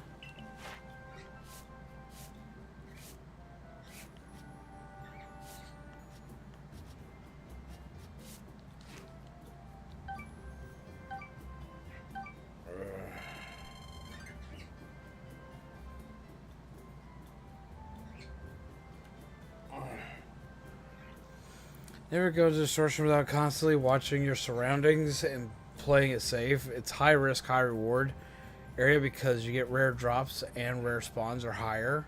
Ah. But everything's going to try to kick your ass and it's all going to come after you.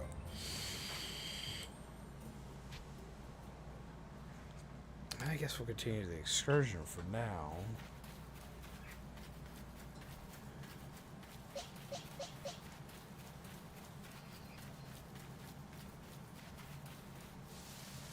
So I get some more Pokeball-based items.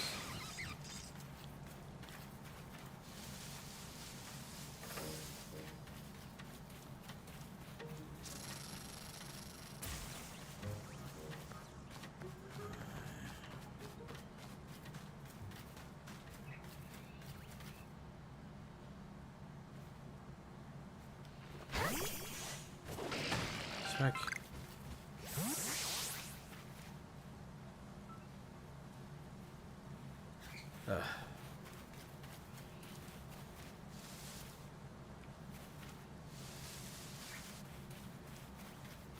Another dilly dilly whoop.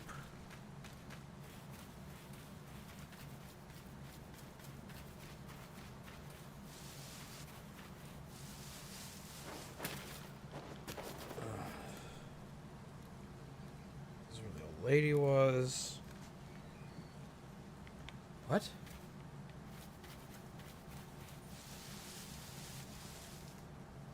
Where?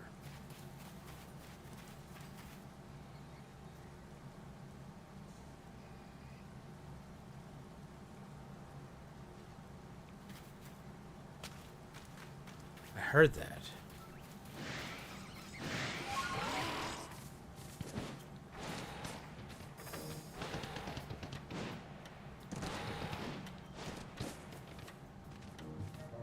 I heard you.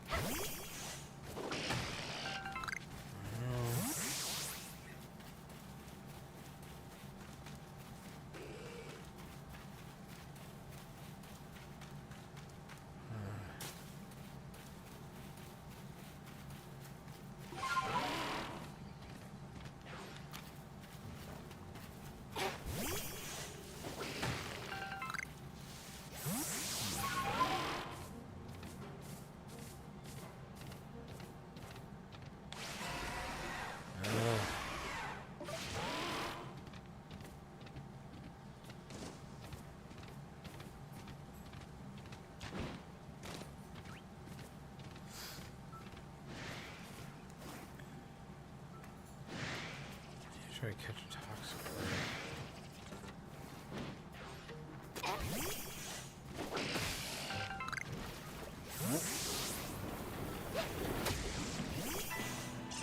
Fuck hit me from behind.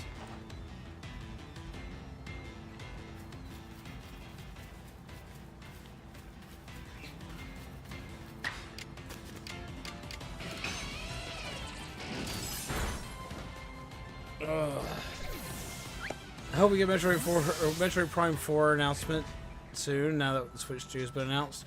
I'm predicting it's going to go the same route that the original Breath of the Wild did. Where it's going to get announced, it's going to come out on the Switch 1 and the Switch 2 at the same time. It should be relatively close after the, No! After the launch of the Switch 2. Except I haven't seen any lock in Zork. It's so good in this game. Amazing defensive typing. Was it... What would it be? I'm just playing Pokemon, looks like it's out of a little shop of horrors.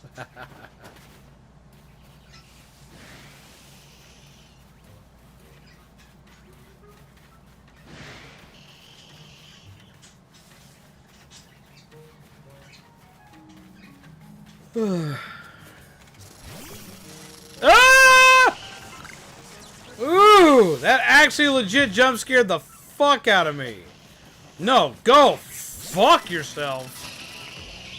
Hated everything that was. Fuck him up! Aerial Ace! Ugh! Just More than one?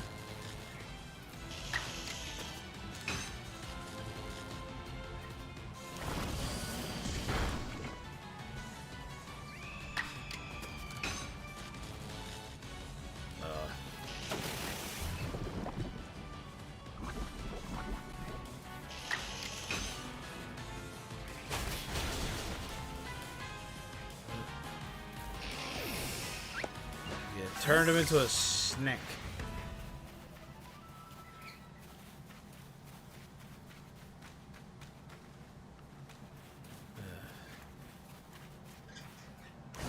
I'm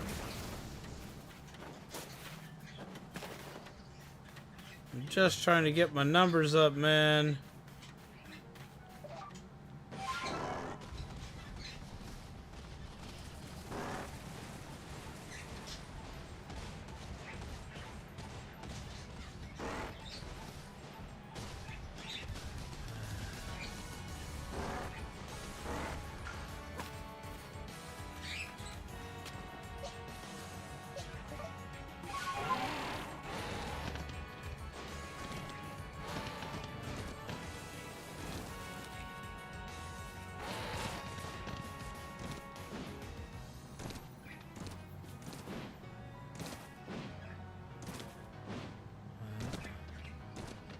Oh, yeah, up there.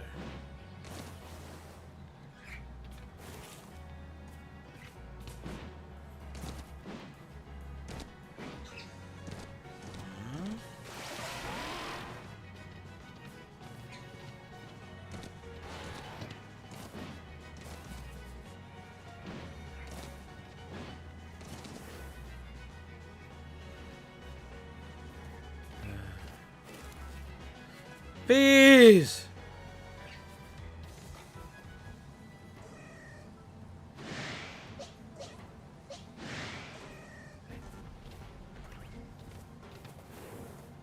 Ugh. Ghost can't hit Ghost normal. That you'd be right on. Ghost can't hit Ghost normal. Ghost can't hit Ghost normal, and normal can't hit Ghost normal! Ugh! The fuck happened? Oh shit.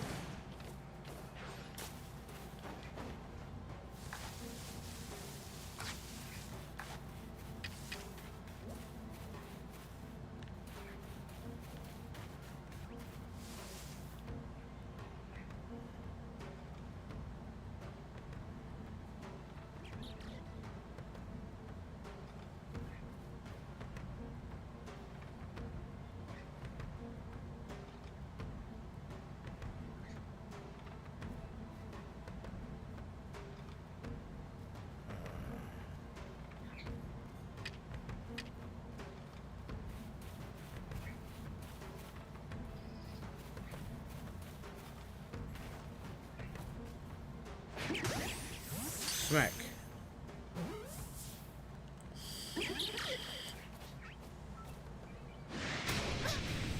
Oh, it's Engie!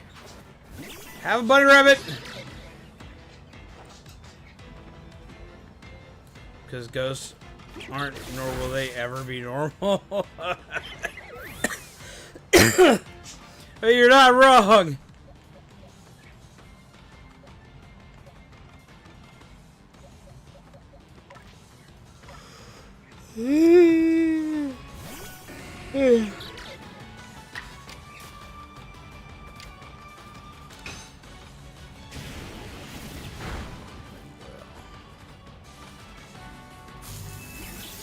Well,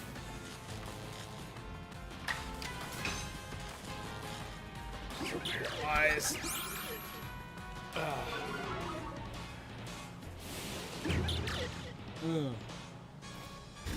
That's gonna suck. It does look kind of scary. It looks like it kind of walked out of a creepypasta. Like a lot of these, like they walked out of like a 2014 to 2016 creepypasta, and it's like its eyes were glowing red, and the walls dripped with hyper-realistic blood. Something that shouldn't be happening in a handheld Nintendo DS cartridge. But there it was. Hyper-realistic blood. Glowing red eyes. that when you got too close to them, turned into black pools that looked to have been scratched out with a fork. That's what it is. That's all I see when I see like most alpha Pokemon. I'm like, oh, okay. You do you, buddy. But especially Pachirisu.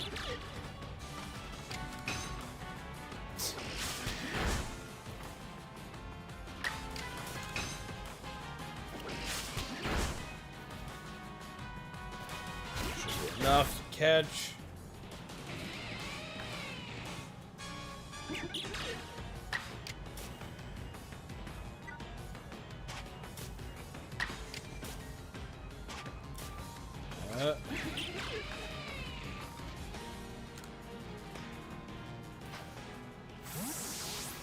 Waddles in with chili. I want chili. Chili would help me stay awake. I'm very tired, but I'm doing a lot better. How do you do, Alanna? I hope you are well, my good friend. I do not think I have forgotten. I had planned to do something with you. I still have a plan that I need to run by you later. Just scream at me later because my brain keeps going to mush. But I'm no longer running a fever. And I'm not coughing anywhere near as bad now.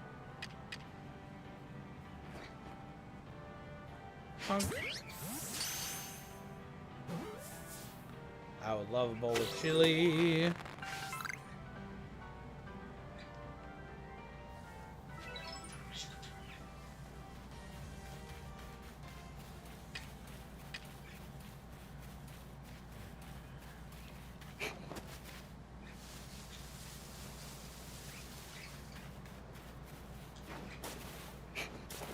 I feel like Zoro from One Piece. I'm always getting lost in this game. Don't waffle face at the... Ooh. I just completely messed it up. I will try not to. I'm just tired. Oh. What's up, Duck?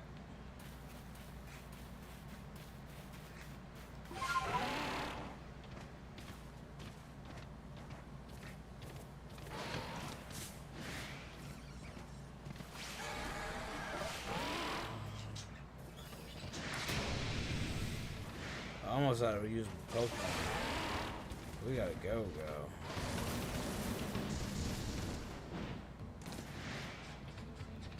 Doug asked for a grenade.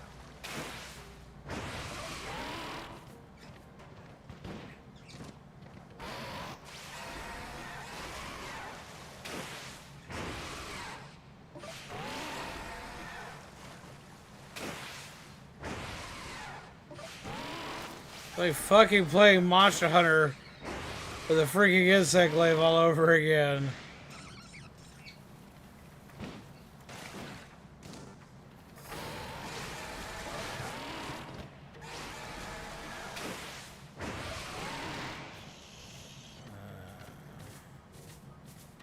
To be honest, I don't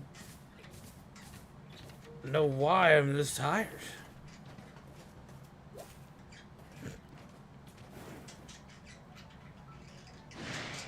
Oh, hi, guy.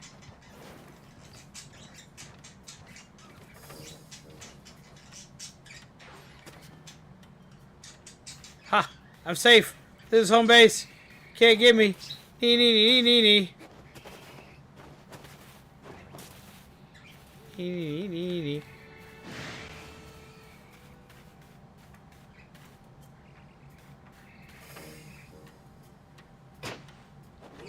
Now.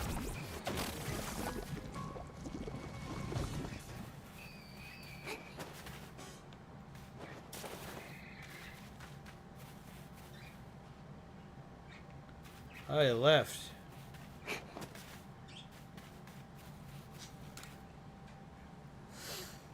No Man's Sky is officially not zombie friendly anymore. They added deep oceans with giant squids. I hate that! No worries, Z. You were sick. We can always collab once you feel better. I'm going to do my best, though, to make that sooner rather than later.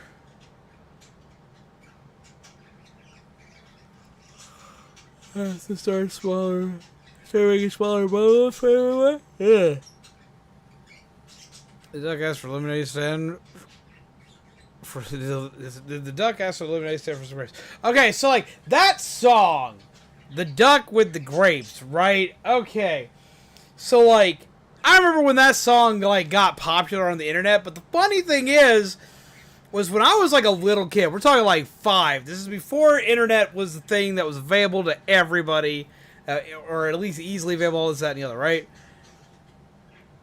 My dad told me that whole joke as like a 5-year-old with a couple of differences. My dad told the joke. It was like, okay, so like you got a duck, man. And he decides that it's hot outside and he wants to chill out and whatnot. So he's gonna go to McDonald's. He's gonna grab himself a milkshake. You know, he's just gonna go in, grab a milkshake, sip it, chill, and just hang out for a while. You know, enjoy the atmosphere, enjoy the burgers, enjoy some milkshakes. That's the main thing he wants. So he goes into the McDonald's. He hops up on the counter and he's like, "Yo, hey man, I would love to have a milkshake. Can I get a milkshake, please?" And he's like, "Dude, you're a duck. No, we don't serve ducks here. Get out." Duck's like, "Fine, whatever." And he walks off all, you know, just sad, depressed, dejected. Next day, he's like, "You know what? I'm still really wanting that milkshake. I'm still really feeling that milkshake. I want to try to go back up there again. Maybe if I go back up there again, they'll have forgotten I was a duck last time. And maybe there'll be a new manager there and he might give me a milkshake." So he goes back up to McDonald's. He hops up on the counter again. And he's like, "Yo, hey, man, I would love to get a milkshake." Manager just looks at this duck up and down, and he sits there and sees his dirty feet all over his counter. And he's getting more and more irate by the minute of seeing just some waterfowl that is fouling up everything in his establishment. And he's like, "I already told you once, and I will tell you again, we do not serve ducks in this restaurant. No, you cannot buy a milkshake. Get out." He yells at the duck. The duck walks off all sad, depressed, and dejected again. Next day he comes back. It's like, you know what? 3rd time's a charm. They gotta give me a milkshake now. It's gonna be fine. That's what I'm gonna do, is get myself a milkshake. Hops up on that counter. He's like, "Yo, hey, boss man, I would love one of you forever if you'd give me a milkshake. Can I have a milkshake? Just one milkshake, small milkshake. You know, just it ain't even gotta be fancy, man. Just some vanilla. I take a vanilla milkshake." Manager is now pissed. Because this duck not only is a duck in his establishment, but he is covered in dirt and grime from being out in the local pond, and he obviously hasn't had a bath. So he's like, "No, get the fuck out of my restaurant. I will not tell you this again. We do not serve ducks milkshakes here. Period. If I see you in here again, I'm going to nail your feet to the counter." He smacks the duck off the counter. The duck leaves. Rub it on his bill. Just trying to keep his composure, and he leaves. Next day, duck's like, "Okay, I got it. I know exactly what I gotta do now." Duck walks in. He looks around. Doesn't see anybody. He hops up on the counter, and he's like, "Yo, hey, man! Can I get some service over here?" And all of a sudden, everyone comes running over to see him. Everyone's like, "Yo, Duck, what the hell do you want now?" And Duck's like, "Yo, hey, I have an important question today. I have a very important question for you." Manager's like, "What?" He's like, "Do you got any nails?" To which the owner looks at the duck, very perplexed and confused, and says, "No, I don't have any nails." "Why the hell do you..." And before he can finish the sentence, the duck goes, "Great, can I have a milkshake?" That's the joke. That's the whole thing.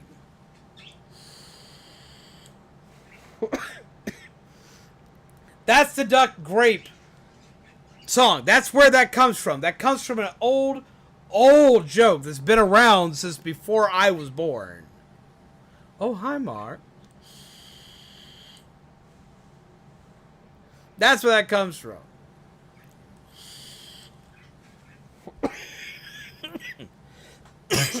And as a kid, I thought that was the world's greatest joke.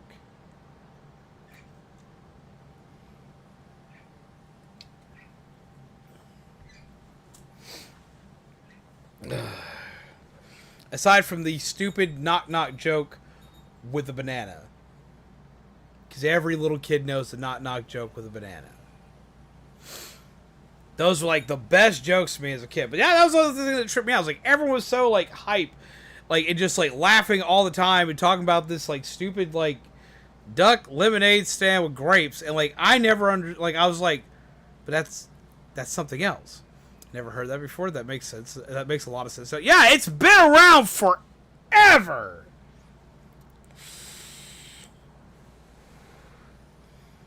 So when I finally heard that song, I was like, this is just that joke. My sister showed me that song. And I was like, this is the same joke Dad's been telling. This is the same corny ass joke Dad's been telling you since you were 3. She's like, nuh-uh. Listens to it again. It's like, oh. Well, I guess it is. Like, yes, it is. I don't know how you missed this, but yes, it is. So yeah, that's where that comes from. It comes from an old joke that is probably older than everyone here.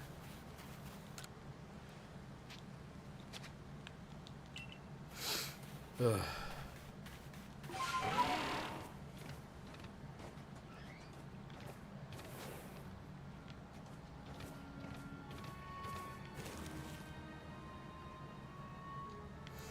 I probably should craft some Pokeballs. We're low on everything. I don't have enough apricorn for that. I need to go start breaking trees.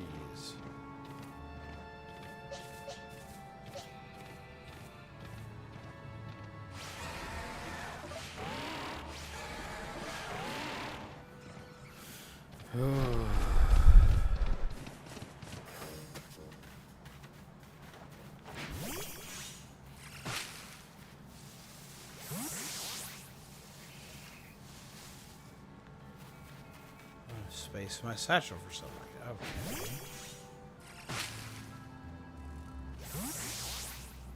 On a space period.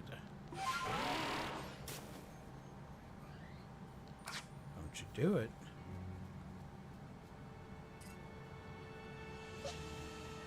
Don't you do it.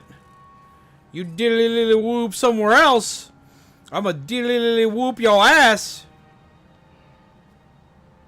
What's up?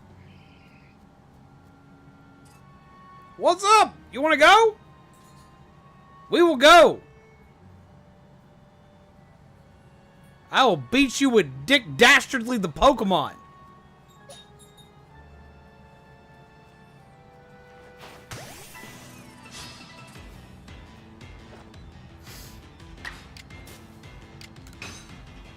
It's the people who catch that reference and want to feel fucking old.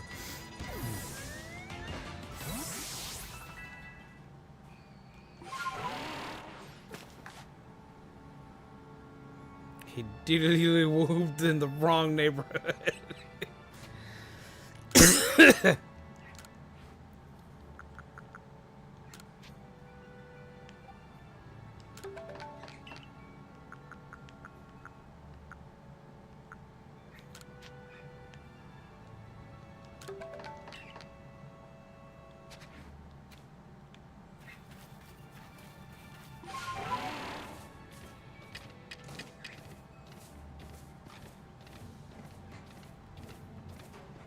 Need to smack trees.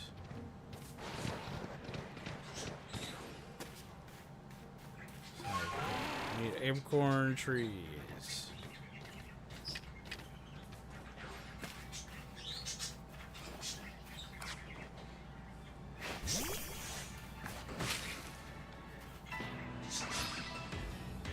Oh, it Angie.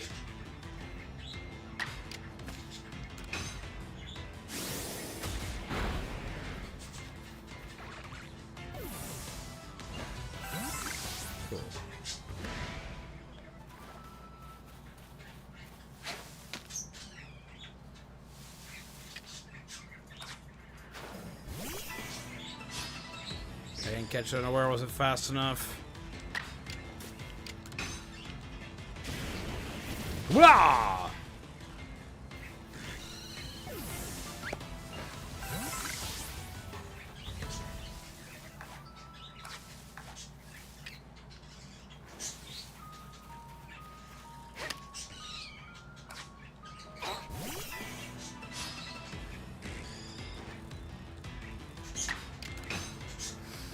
Smack!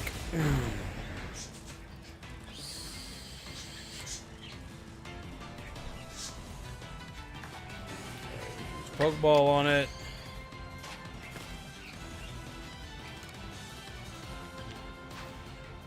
Yoink!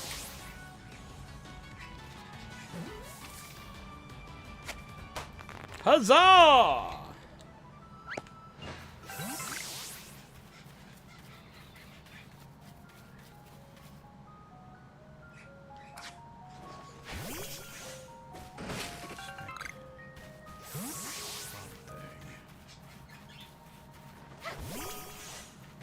Still good because I can get healing.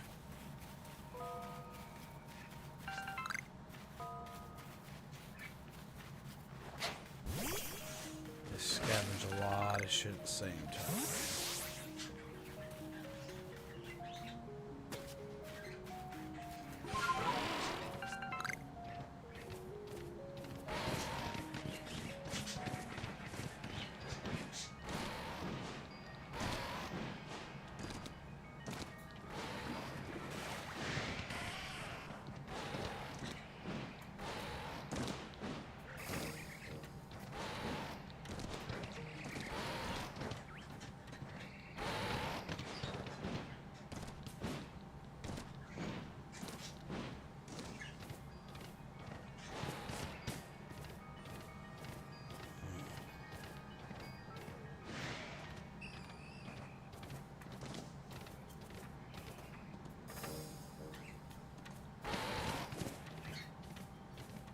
So much around here has been run pretty bare.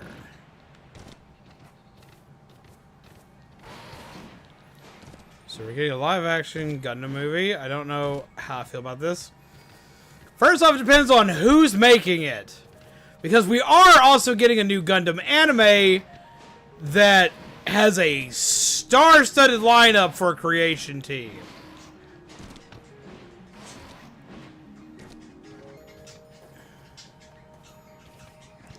And that I'm excited for.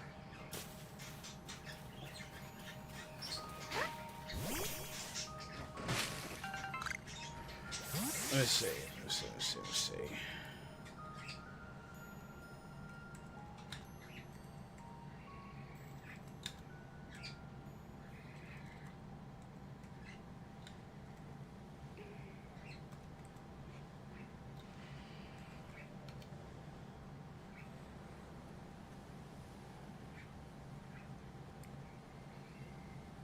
Let's see, because they had like, let's see.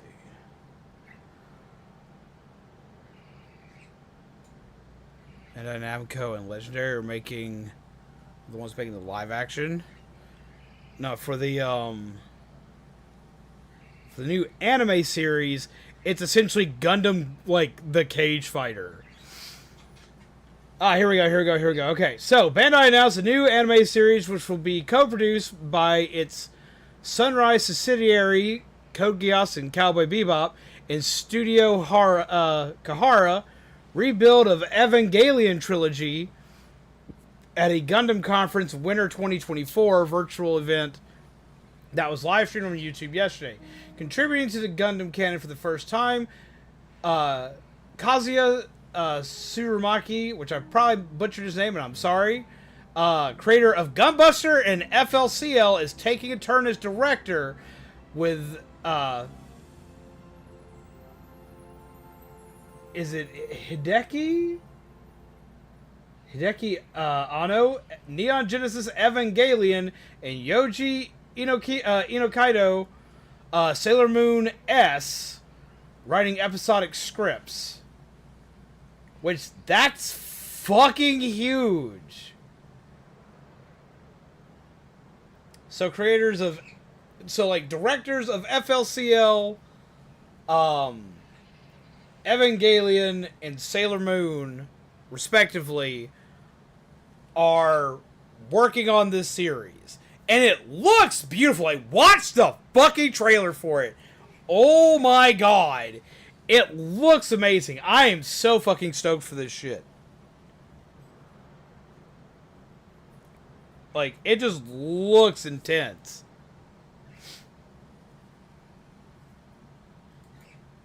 Yeah, it's essentially, though, it's Gundam, the cage fighter. Should be done Toho style person, in a suit, though.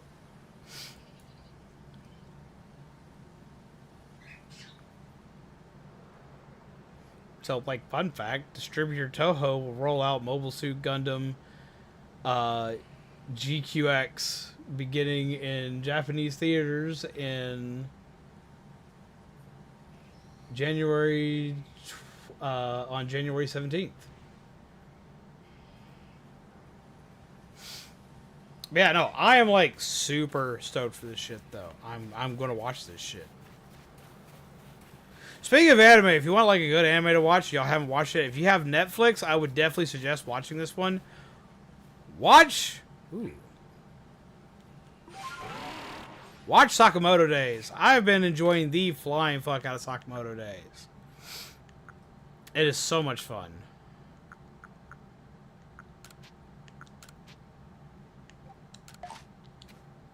I don't know what King's Leaf does, but I do know it's pretty.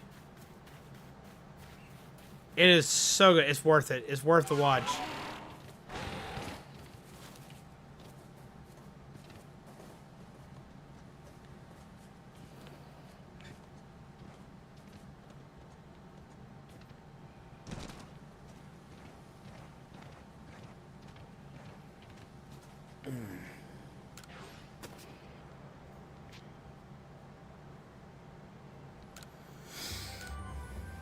Yeah. It's an absolute must in my opinion, though. So we've had Pokemon Evolve. Soon as in how soon? Because I need to... I have been chopping at the bit to finish that one.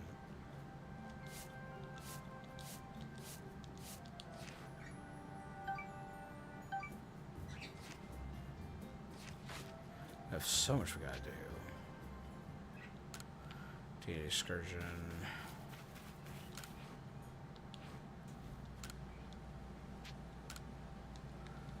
Some crafting.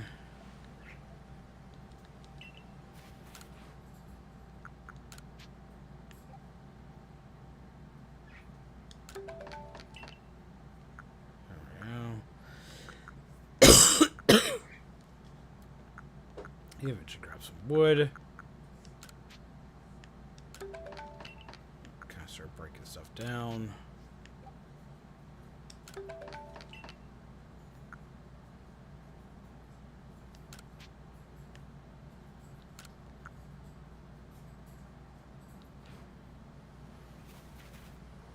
So apparently soon as in today, 2-5-25. Jesus Christ, so I gotta watch that today. Well, that's exciting. Alright, so we should definitely start actually doing missions.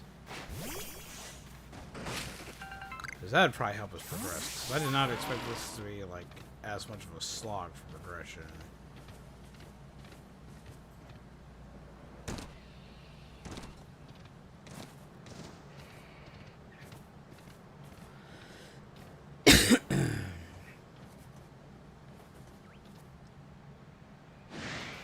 Nope. No Ingy Wish Cash.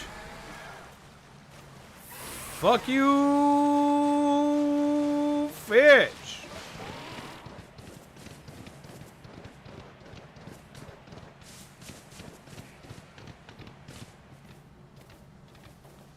Alright. Let's see. Let's track missions.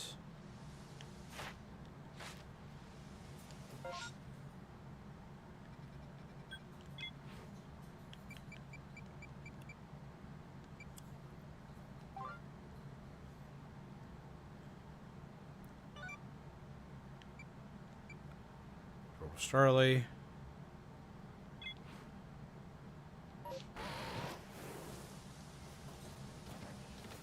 Alright, so that's where I need to go. So that's what we're going to go do.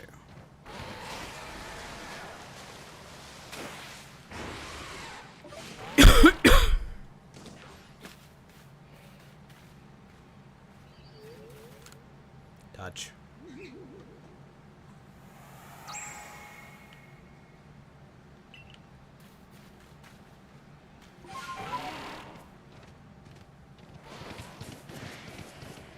No. No big Angie.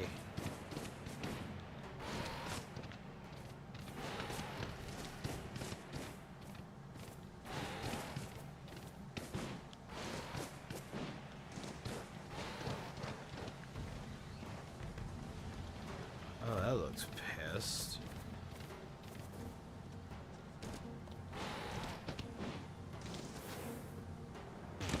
Ow.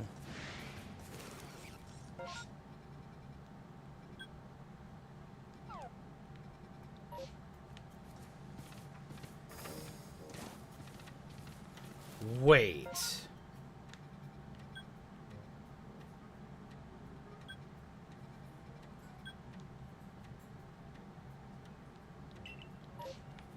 Okay.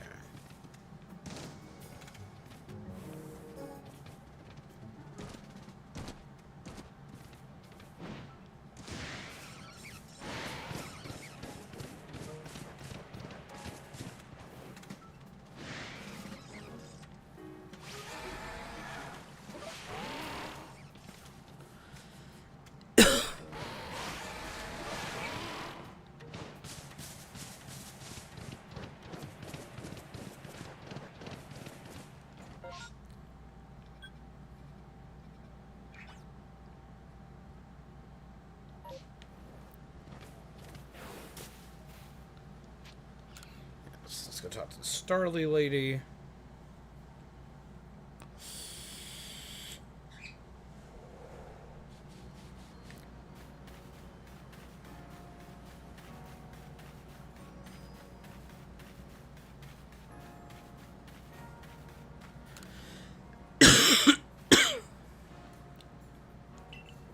Starly Pokedex.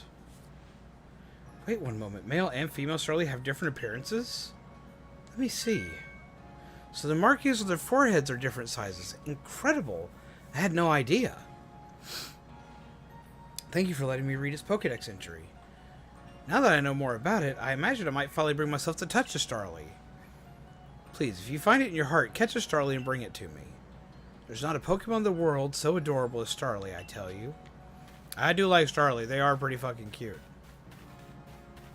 So I guess this one time I will give somebody the bird, not in anger.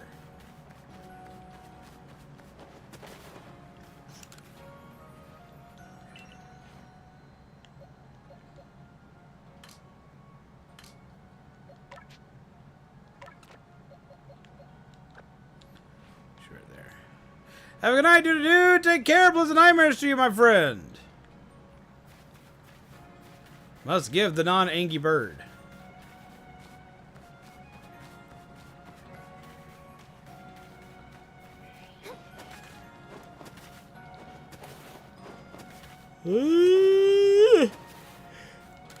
Have a bird. I didn't even need to do that. Okay.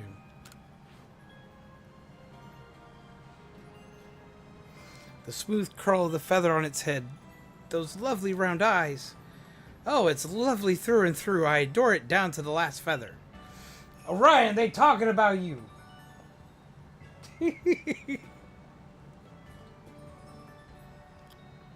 Well, hello there, Starly. You want to pet it? No! I think I'm quite satisfied just looking at it after all. Besides, it might let loose a move. Who outside of the Survey Corps security corps could actually do something so frightful as approach a Pokemon willingly? All the same, I must thank you for showing me this sweet Starly. Some people will see a Pokemon and simply flee on sight, you know. Perhaps being able to read all about Pokemon in that Pokedex might put them more at ease. It's a little burb.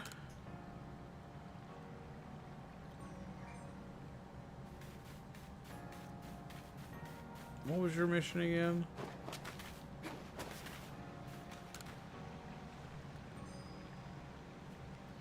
What am I going to do? At this rate, I'll make a real fool of myself in front of Conlon? Oh, hello. You're one of those kids from the Survey Corps, right?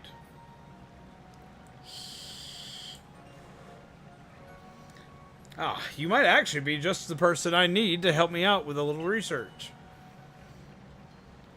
My boy Conlon and I are planning to head to Prelude Beach at night and try to find the ghosts that are rumored to haunt the place. The ghosts scare the daylights out of me, my son. Yeah, he is terrified of them. You think we could just not go and call it a day, but no, I'm afraid his little heart's set on this. But, you know, a fella can't stay scared of ghosts forever, right? It's just too tragic. For my boy, I mean, yeah. So maybe if I study up on ghosts, I can find a way to help my boy conquer his fears. So if you've got any research data on the spooky Pokemon, Ghastly would be a good one. I'd be mighty grateful to share it with, if you'd share it with me. I got that right now.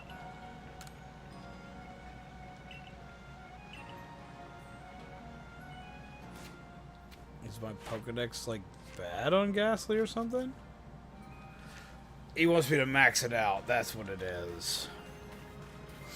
So I gotta go catch a couple more ghosts.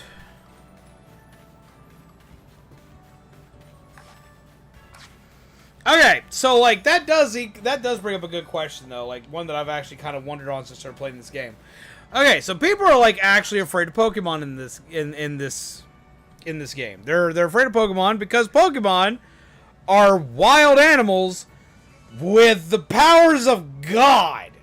Like, even the itty-bitty ones, like a Starly, can just make Mother Nature pissy by releasing a tornado because he flapped his wings a little too hard. So, like, if you were in a world with Pokemon, like, this world were just invaded with Pokemon all of a sudden, like, creatures that we normally have, like, fucking New York pigeons all of a sudden all become basically like Pidgey. What would you do?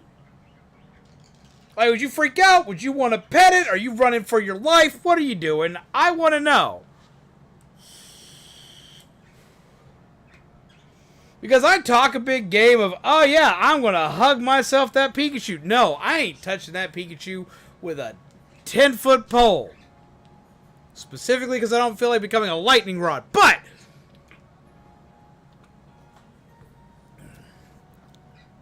I would want to be the best like no one ever was.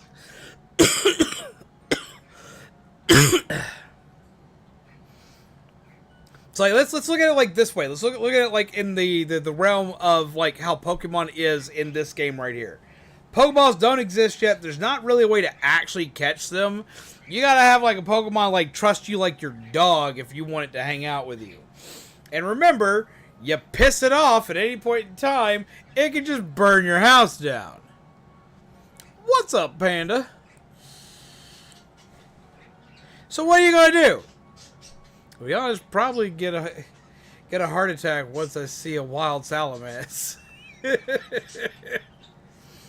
Should get with whatever weapon I have in all seriousness. Damn! I hope you don't hit something. I hope you don't hit a steel type.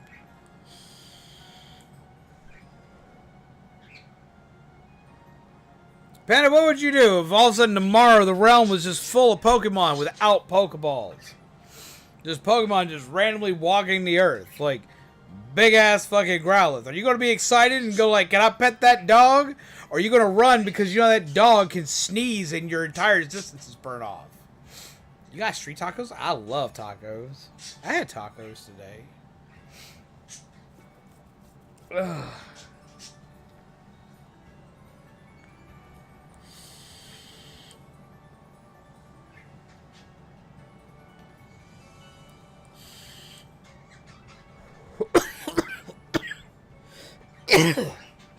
So yeah, how are you handling that?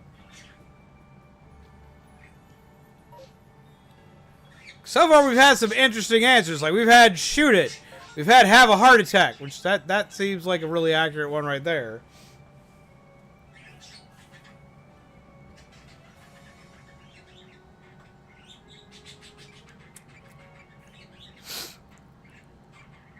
Alright, ghosts seem to appear here at night, so we can go back here.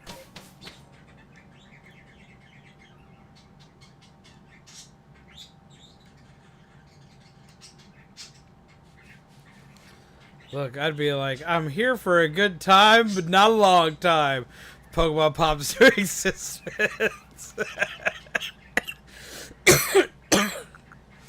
At least you're honest on it. You're like, you know what? It may not be the best idea, but it's the idea I'm going with. I may not live to see tomorrow, but I'm gonna pet that dog. Oh.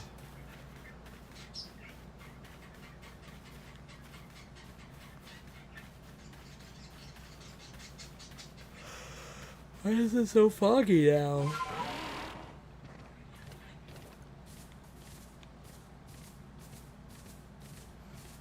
What's up, Kirby? How you doing?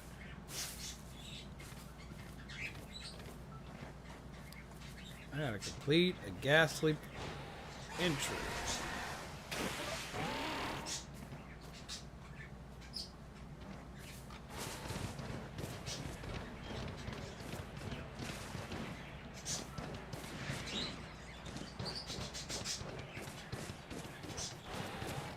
Good. Good to hear. Come, sit, chill, grab yourself a cup of coffee, hang out with us for a while. I need to get a little bit darker.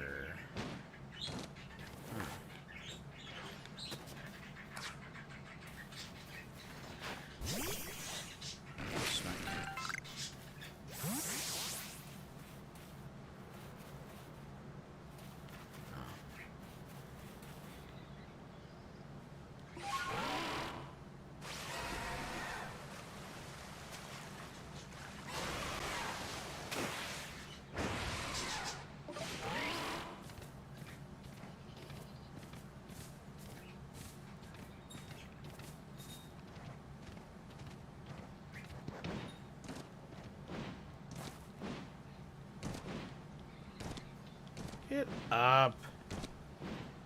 Up.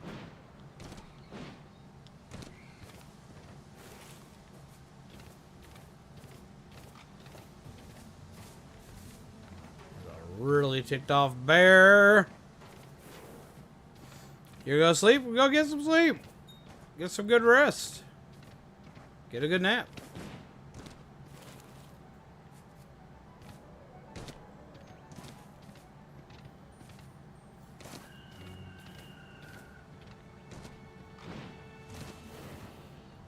Oh, that's not good.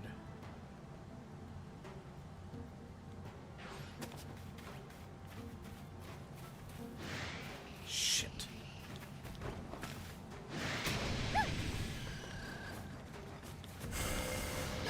Ugh. Fight! Oh, this went bad fast.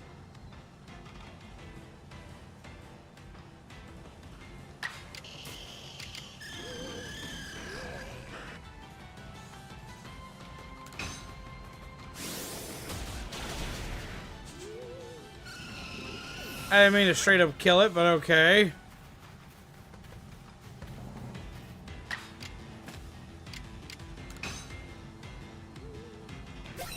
Blah. Yeah, it doesn't work.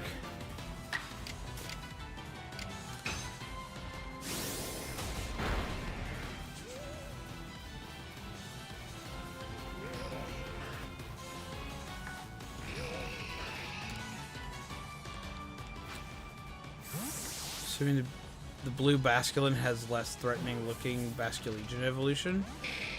I honestly think only the white one can evolve into it, but don't quote me on that.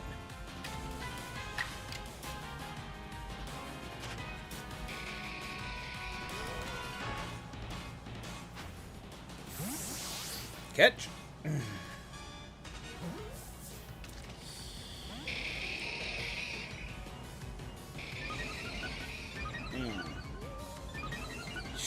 Jesus. Too bad you don't have an attack that can hurt me, though.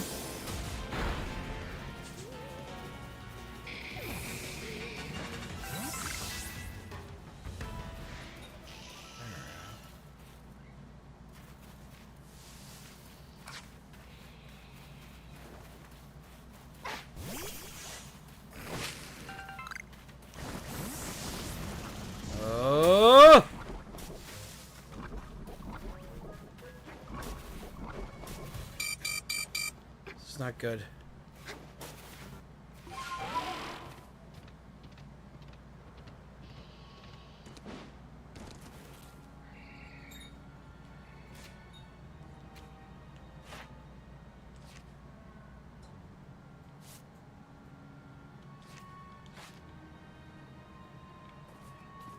Only one more for Ghastly.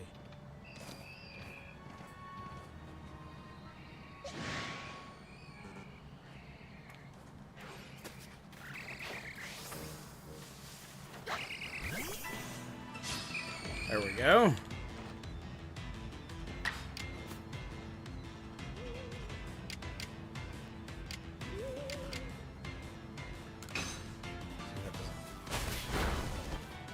Not still one shots it.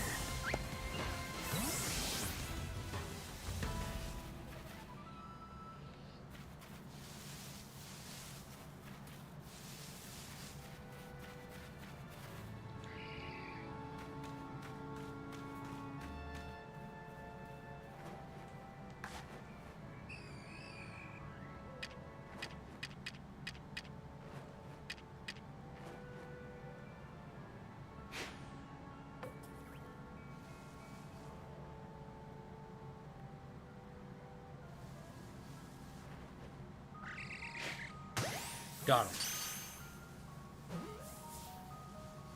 There we go.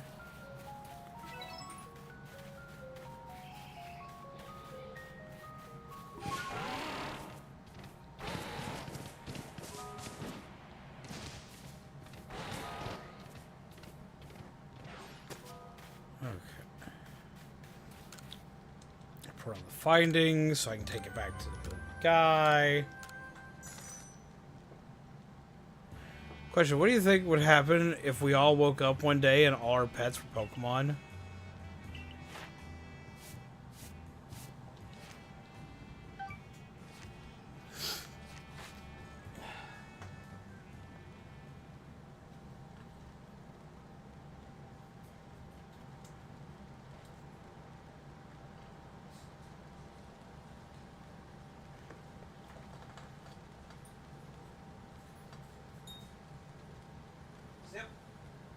Good boy.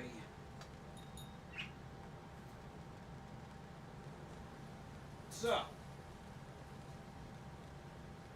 what would I do if I woke up and my pet was a Pokemon? Well, I have Orion and I have Revali, and I have Soleil for the birds.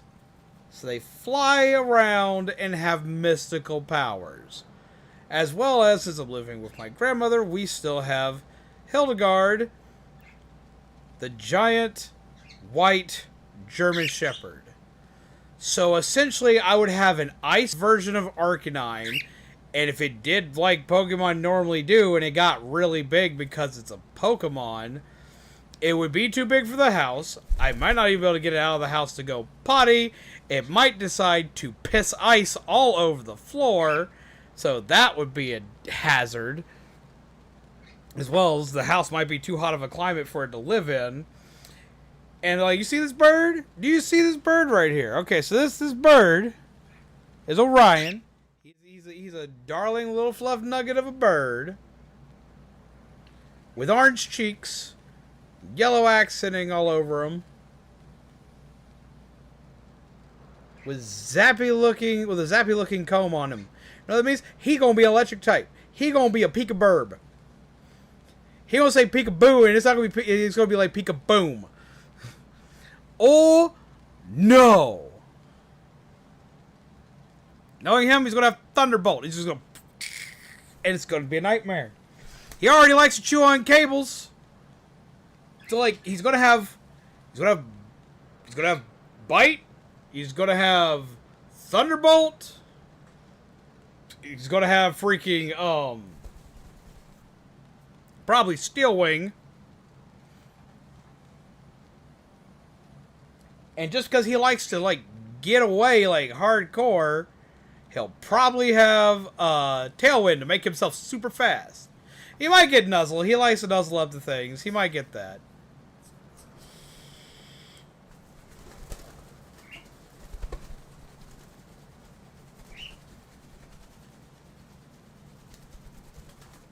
So like, yeah, he'd be a big bird.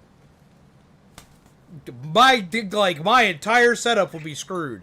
I would have to be taking notes from my Ono man on how to stream with electric Pokemon.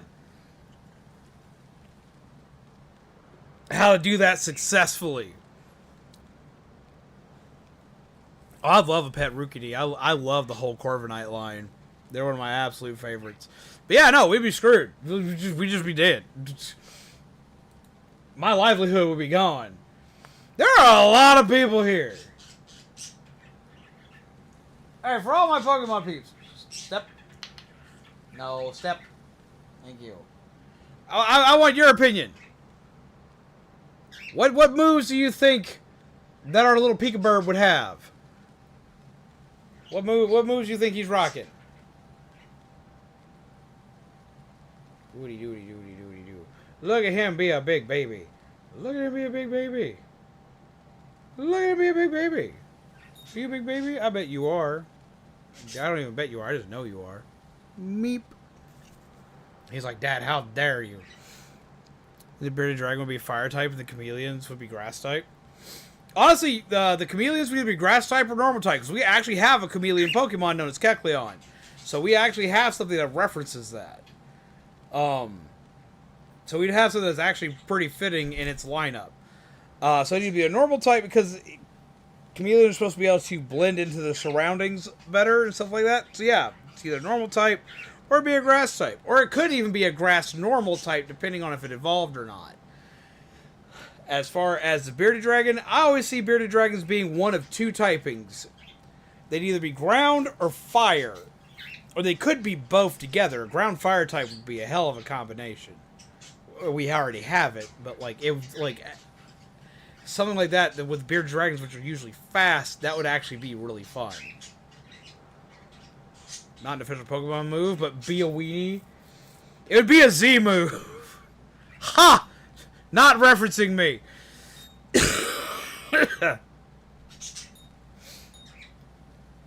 Yeah, your number one attack would be a weenie. Which is also funny because there is an actual cockatiel Pokemon. Most people do not know that there is a cockatiel Pokemon. There is a Pokemon that is themed after the cockatiel. Is your malfunction day? Step.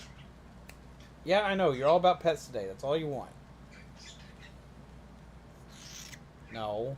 He's still molting, so he's very angry. Step. Step. Step. Get over here. You dingus. You're being a weenie today. So you're already using your number one attack. So you got all this stuff attached to your feathers here. Can that bird mimic some things like your voice? It can kind of mimic things. Rivali's actually better at mimicking than Orion is. Like, if I whistle certain tunes, after a while, Orion starts to pick them up. But he uses them so very sparingly. But Rivali will pick up any noise he hears. Like, he's made a lot of R2-D2 noises. And he, does a lot of R2-D2 noises. He does a lot of bell noises. Like, he mimics a lot of stuff. Friend Chatot? No, I'm referring to my actual bird. Oh, you're talking about for, like, the cocktail. No. No. Not Chatot. Good guess, though. Good guess, though. But not Chatot. Not Chatot. But a good guess. Really good guess.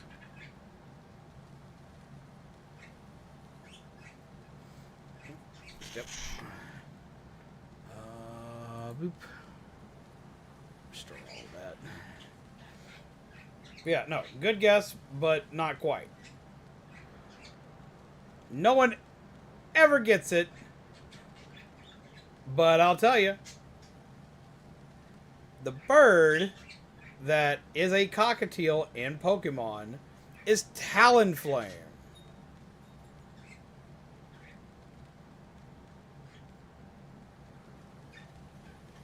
You got all that itchy stuff up there, don't you, buddy? Don't you, buddy? Oh, he is so excited to get that stuff off the top of his thing there. It's been driving you crazy, bud. Is that it? It's been driving you crazy. Yeah, Talonflame. Here, and I will show you why this is the case. 'Cause a lot of people don't believe me until they see this.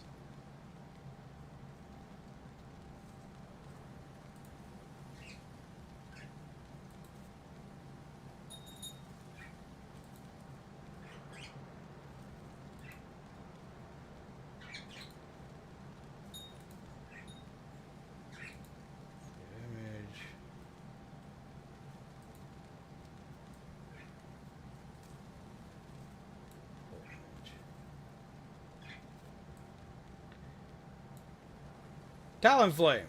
For one, he has the actual comb on his head. If you look at Orion's... Ow, don't bite me. If you look at Orion's, like, feather patterning... patterning has a lot of the same patterning around it. As well as the tail feathers for younger cockatiels actually share those bars on Talonflame's tail. Now... Orion's an adult. You don't see that barring in his tail as much as you used to. At least you don't see it solid. If you put his tail feathers up to a light, you'll still see some transparency with barring on his tail. So yeah. He's a cockatiel. Talonflame's a cockatiel. He has like the body shaping, the typing seems to work for it because like they're nomadic birds that thrive in arid areas, which so do cockatiels, because cockatiels are native to the outback.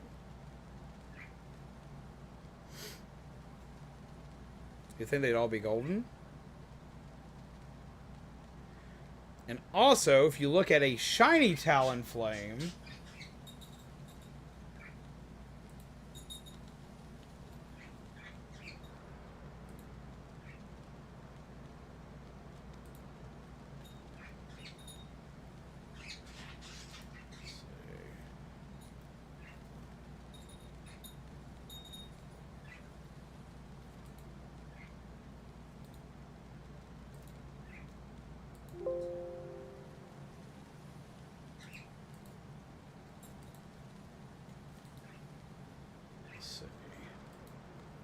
what's up, Doug? Is Pokemon on the screen?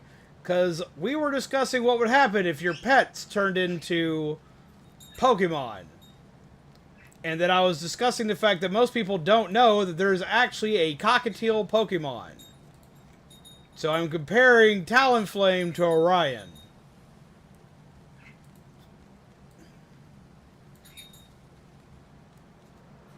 See, this image actually shows it even better. For like how they flare out their wings, what they do with their wings, the different coloration, where the barring is on them, where the patterning is on them. Yeah, no, they're cockatiels. Talonflame's a cockatiel. What Pokemon is close to a bull terrier? A bull terrier?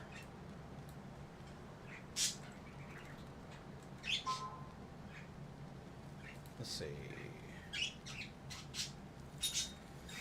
Probably, yeah. It's probably going to be Granbull's probably going to be your closest bet to a bull terrier. I'm completely honest with you.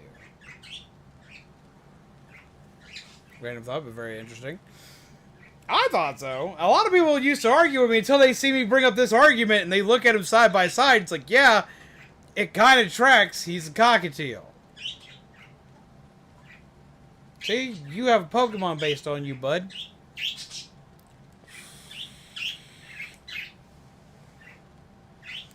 They could even go as far, and I keep waiting to see it happen. You could have a, you could technically have a regional variant of Talonflame that legitimately is just a cockatiel. And just make it an electric type. It would be so damn easy. Yeah.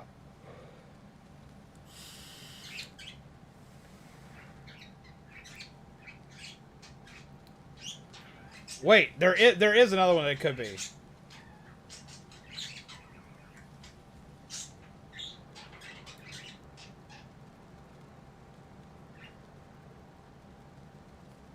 Let's see.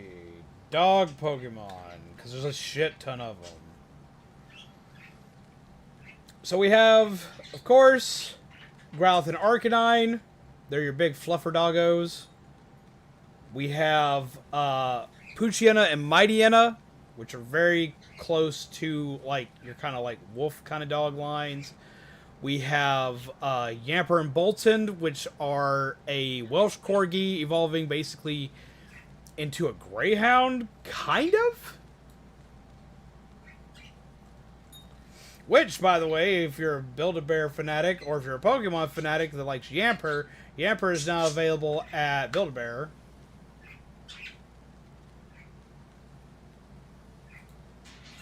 I think the one you may be thinking of, though, Panda, is probably Boltund.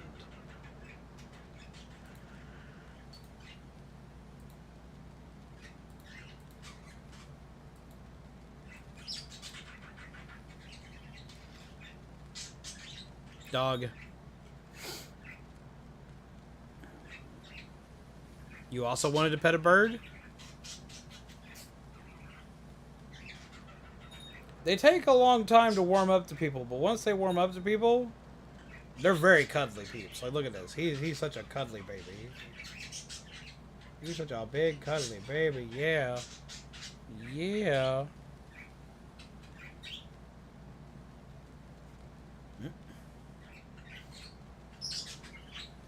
Not sponsored by Build-A-Bear or Pokemon, but if you're listening, right?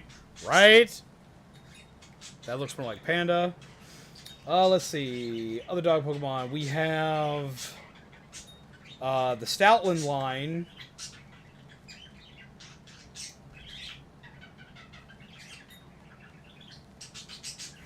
There is Houndour and Houndoom, which look like Rottweilers.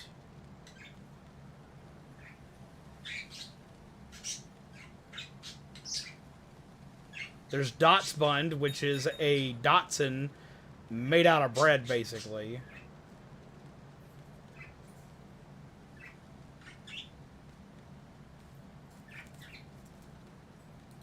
There's these guys right here. There's so many dogs now.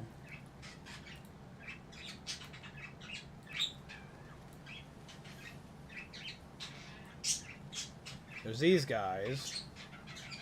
Love these guys. The big one actually leads to one of the sadder stories in the anime. Let's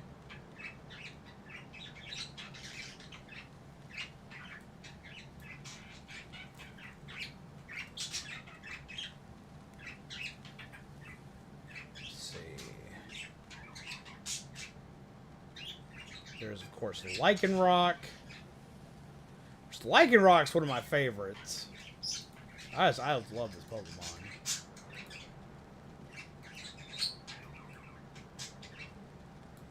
Got stuff like him, you got Lycanroc.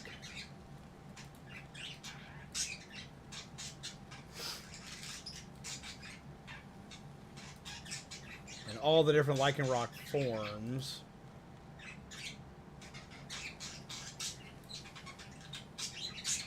You got all these guys. You got Rockruff, evolves into Lycanroc. Dawn form, Dust form, and I think it's Twilight form.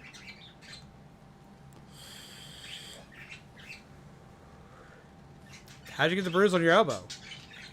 This last manual update, I'm doing better work. Otherwise, I did hours of work for absolutely no reason on this oldest dirt computer. I hate when shit like that happens. Houndor and Houndoom would be classified as Rottweilers. Love them. Absolutely love them.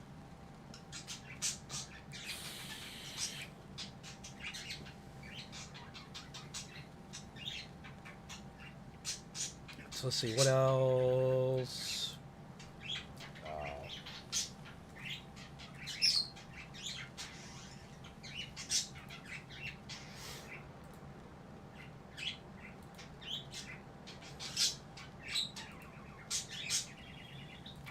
Then we got this guy. He just looked grumpy. But him not grumpy. Him a good boy. That's Mischief. And then we also have a Bombastic.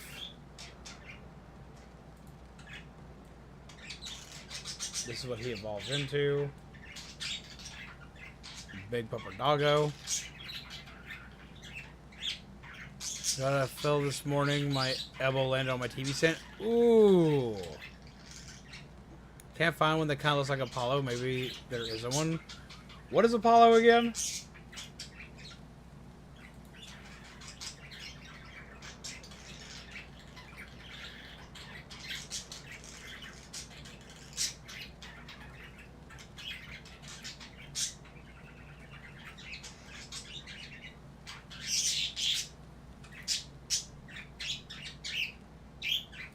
There's this one, a personal favorite of mine, though he's kind of horrifying.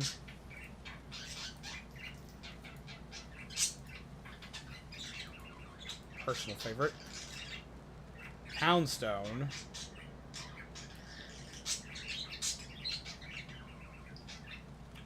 Target dog. That's what I thought. I don't know if you're going to find one that really looks like him.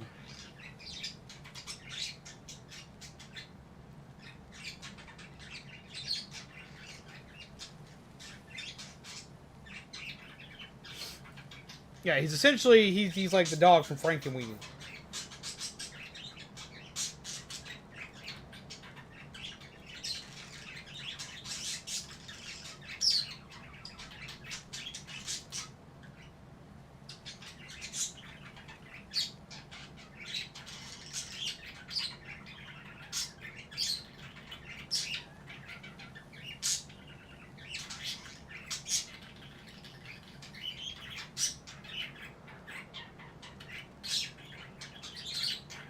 I have a poodle.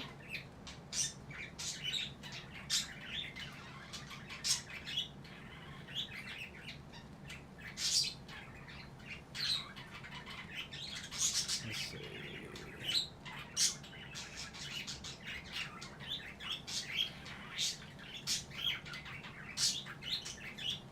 Yeah, the more I look it over, I'm not seeing anything that's going to even remotely... I didn't think there was, but like I had to sit there and just think about it more. And more I think about it, yeah, no, there's not one that's going to resemble Apollo like at all.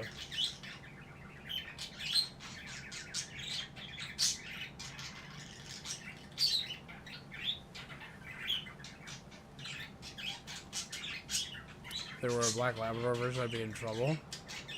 Did I do better? Kumo, how are you, friend? Hope you've been well. I have been gone for like a week. We changed internet providers. So when we changed internet providers, I wound up gone for like a week because I was having to wait for them to install internet. And then I came back for a day and got horrifically sick and then was sick the entire weekend. So I've been gone for like over a week. But I'm back now. I am doing fairly well now. I'm tired, but I'm doing fairly well. I'm doing as good as I can be. I'm very tired, though. But how have you been? In the process right now of discussing Pokemon and animals and how they can be Pokemon. Like Orion here, my little birdie bud. Have a good night, Phantom Flame. Take care. Try getting a heating pad on your back, or maybe take a bath, like, just lay in a warm bath before you go to bed. That might help your back out. How the hell did you break your leg? What happened?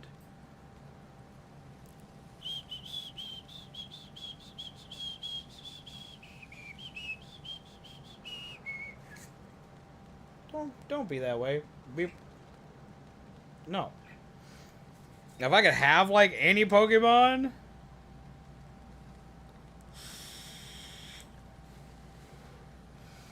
Okay, so there are a few Pokemon I would want. There are a few Pokemon I would want for, like, the dumbest reasons.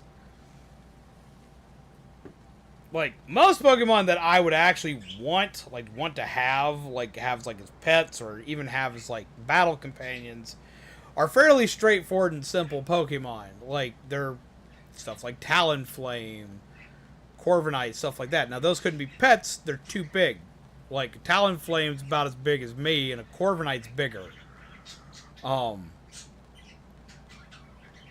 You'd probably... Yeah, I was about to say, I'm going to get a Tyrantrum, but I'd have to own a farm. That's just it. Like, if the Pokemon were real, I would be moving back out to the farm. I'd be moving back out to the farm that I grew up on, and I would be running a Pokemon ranch that would have a shit ton of Tyrantrums. Rehearsing for a play, jumped off of a 3-foot platform and absolutely destroyed my leg and tendons / ligaments.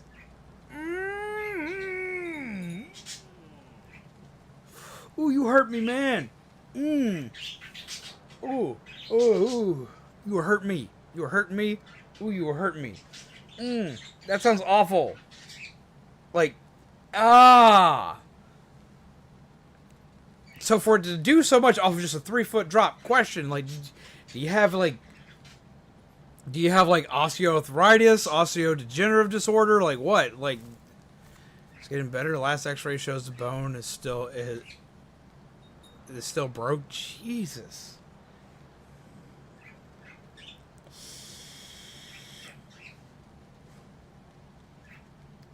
Because for something to break, like, that rough, like, that sounds like either that sounds like osteodegenerative disorder. Like, Jeebus.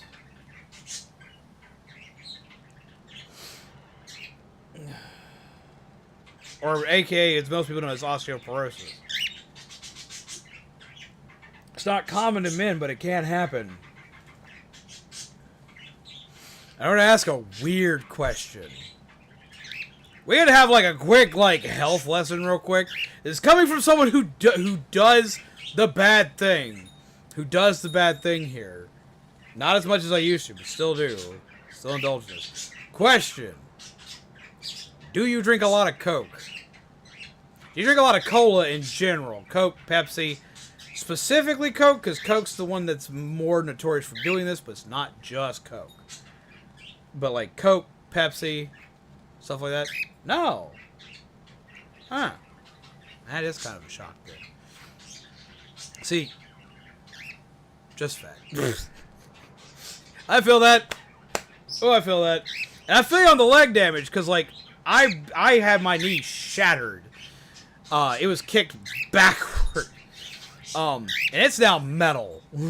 Had to have that whole fucking thing replaced. I'm about to have it replaced again.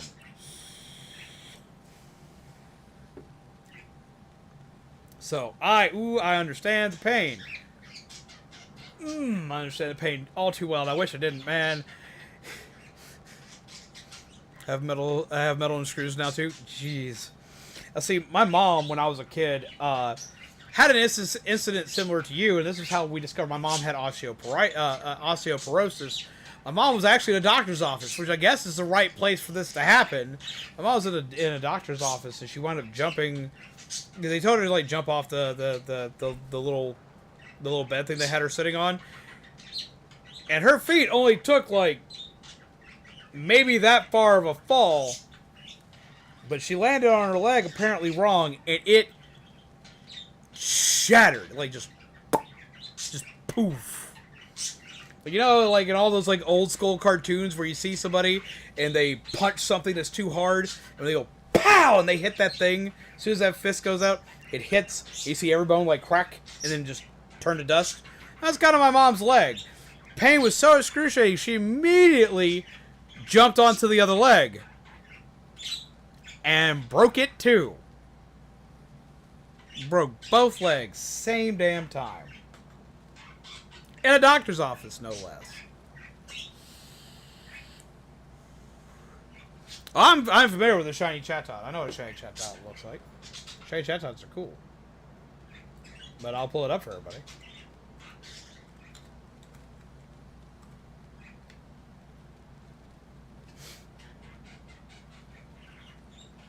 It's just a parrot. Beep. Shiny Chatot. Look at the little boy. Love him. I'm cute.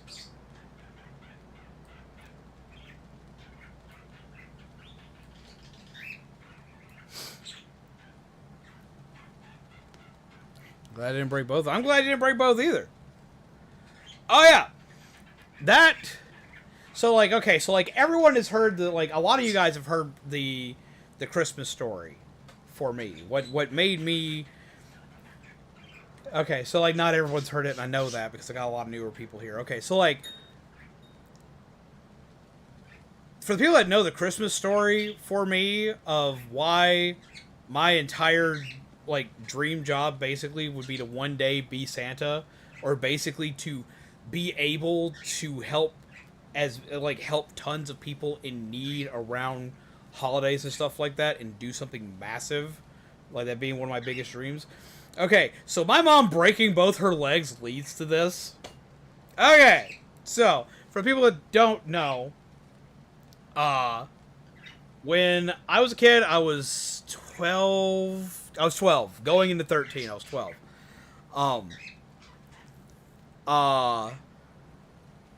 My mom had this event happen to her where she broke both her legs. This wound up having my mom in a wheelchair for most of a year, and having her on crutches for an additional like year or two after that. And at the same time, my dad, so 12 going on 30. No.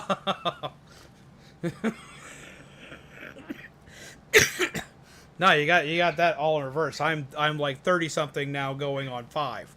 But no, and my dad at the same time had to have spinal surgery. And they wound up like fusing parts of his spine together, which took him out of a job for like 6 months. During the time frame of both parents being down, no money's coming into the house. We're poor. We are poor. We are your classic, like, cartoon definition of poor people. Like, not knowing where our next meal's coming from, not knowing if we're going to have power the next month. Mom is finding ways to cheat to make sure they can't cut our water off. Because they would cut our water off, and Mom would just go and like, Mom knew where the thing was and how they cut it off. Mom would just go fucking cut the water back on. Like, we were finding ways to, like, siphon shit off any which way we could to survive as long as we possibly could during this time frame. She taught me how to do stuff that I should not know how to do to this day, but I do. So yeah, like all sorts of shit that we shouldn't have been doing. Because she'd walk me through everything. It's like, you gotta go do all this, and you'll be fine. But yeah, no. So during this time frame, I'm 12, and I still believe in the magic of Christmas. But I'm like a weird 12-year-old. I was a weird kid in general. Yay, autism. That'll make you weird. I believed in Santa Claus for a very long time. But when it came to Santa Claus, I thought that the way that our parents... it made sense to me as to why our Christmases were always so different than everybody else's Christmases. Because, yet again, we weren't the most well-off family. We didn't get everything that everybody else did. My whole thought process as to why Santa brought us the gifts that he did versus the gifts that he'd bring other people, because he's bringing other people shit like motorbikes and four-wheelers and entire video game setups for some of our friends and stuff like this, versus people like us, we're excited, we got a Game Boy game, that was our entire Christmas. It came down to Santa Claus had to make money, so Santa Claus made money by the parents paying Santa Claus. This was my thought process. So, when Christmas comes around, neither parent has a job, and I know this. Neither of my siblings have put this together, but my siblings were younger than I am by a good bit. I'm sitting here noticing neither of my parents has had a job and hasn't had a job in months, as well as I'm being taught how to, like, siphon power and how to, like, keep water running and all this other good shit. I have this wild hunch that we're not going to be able to pay Santa this year. And for me, I've come to the realization, I'm 12. I'm a big boy now. That's fine. It's going to be a little sad not to get anything for Christmas, but that's going to be fine. Where I could not stand with this was the fact that my siblings were not going to have a Christmas. Because my siblings were 3 and 6 years younger than I was. So I was freaking out all of Christmas due to my mom shattering both her legs and my dad being bedridden for months due to spinal surgery. I'm freaking out all the way up until Christmas Day. My parents had us write, like, letters to Santa Claus with our wish list, this, that, and the other. I made mine small. I made mine as small as I could while also trying not to show my parents that I understood that we weren't going to be able to afford Christmas. Still not thinking it's them who's going to be Christmas, thinking that they're not going to be able to pay Santa Claus for Christmas. No. I'm sitting here panicked as shit, trying to make a small list while I'm watching my siblings make these super long lists, becoming more and more panicked because I was sitting here trying to figure out how I was going to find a way to help my family get Christmas. Which I failed spectacularly because I was fucking 12. Christmas rolls around, I wake up early, and because my siblings have woken up early, I'm in tears at this point, because I know what's coming. I know that we are about to walk into our living room with our itty bitty tree. Like, we got damn near a Charlie Brown tree this year for this, because our old tree that we'd used forever, that was like your standard like plastic tall tree, got damaged in the move into that house 2 years prior. Itty bitty tree like this was all we had sitting on a freaking coffee table. I'm excited. We're going to go in there, see that tree, and nothing under it. And I am in tears at this because I know that my siblings are going to not be okay. And I'm having an existential crisis. And upon walking into that room,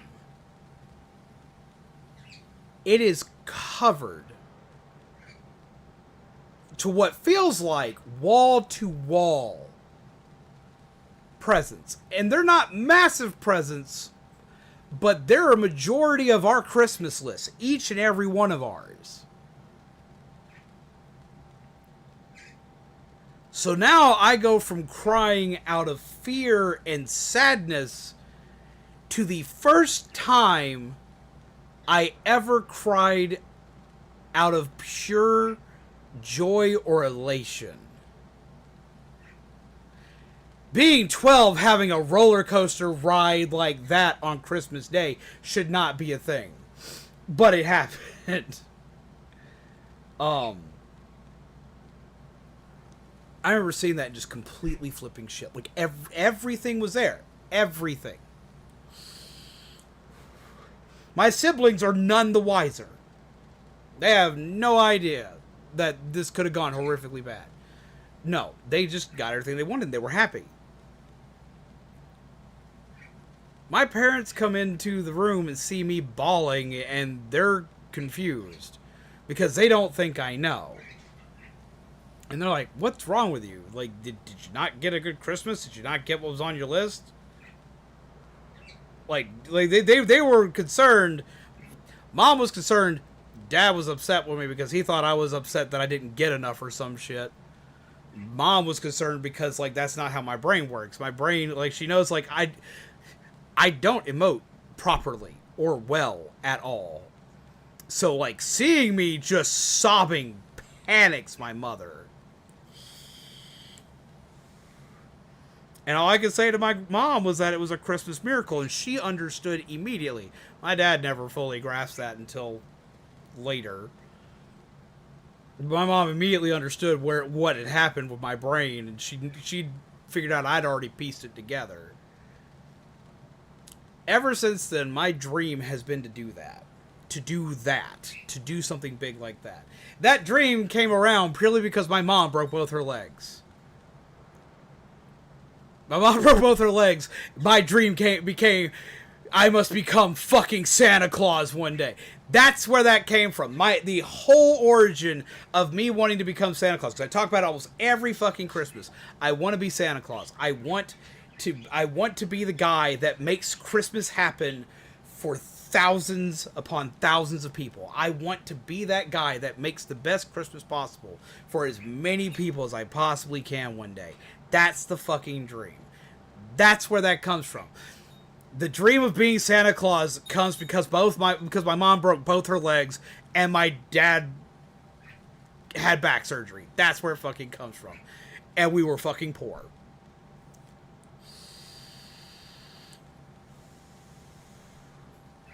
That's where that fucking comes from.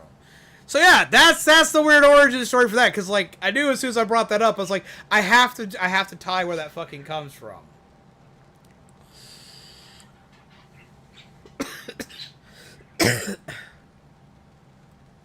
In all honesty, like, this is going to sound dumb. It's going to sound really fucking stupid. But in all honesty, that is, like, the end goal of this channel. That is, like, the die-hard end goal of the channel. My objective of this channel is to make people laugh, make people happy, to make people's day suck a little bit less. Y'all know this. But my end goal, because you're supposed to have an end goal to anything you do, eventually there's got to be, like, what is its main core objective? My main core objective with this as my job is to, one, be big enough where I make enough money to make something happen, but for two, to have enough outreach, to have enough presence, to have enough connections to be able to make that happen. To basically build the Zombies big enough, to build my branding big enough to where when I go to someone and say, this is what I want to do for Christmas, I want to make the best Christmas happen for as many people as possible, that people not only listen, but people join and help me make that a reality. Because even if I was a millionaire, I can't do that by myself.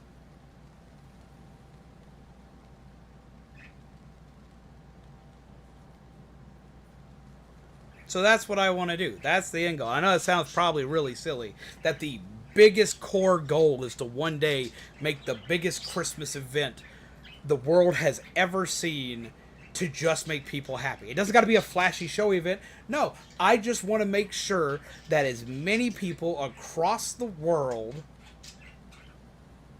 are taken care of. Even if I can only give everybody like one fucking present, I want to make everybody smile. That's what I want. I want people, because I know what it's like to think that you're alone on Christmas. To think that you're not going to get anything on Christmas, that you're alone on Christmas, that everything's bad on Christmas, that Christmas is not a good time. I know these feelings. I know what it's like. And I want to put that pain at ease for as many people as I possibly can. Because Christmas is a scary time, it's a dark time, it's a rough time. And I know we're fucking talking about this in goddamn February, but it's a rough time for people, even people that don't celebrate Christmas. Just that fucking time of year is rough. And that's just it. I want to be able to help people whether they celebrate Christmas or not. Just, they don't celebrate Christmas, they don't fucking do presents, cool. Then that day, for just not even celebrating, just fucking just make sure they just have a good meal with a just a good meal of food. You know, whatever. Like, whatever it is, just make everybody's day on that day. Period. You don't gotta be religious. You don't gotta celebrate Christmas. Fuck, I can call it Happy Holidays. I can sit there and say, here's random friend gift on the day of the 25th of December. Here you go. That, I don't care. I just want everybody just for one day to know it'll be okay.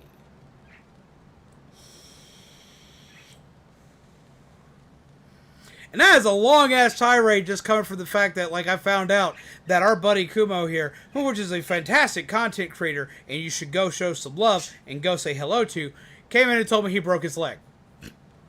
That is a long roundabout way of just bouncing all the way through here. Please get a link to Kumo in the chat. I would appreciate it. Because, like, they ain't coming here to just listen to me just ramble, rant, and prattle on after going all through this. But, no, please go show them some love. They are a fantastic content creator. You'll really enjoy their content. They're absolutely fucking hilarious. So go show them some love. You will not be disappointed. You'll be in for some good laughs.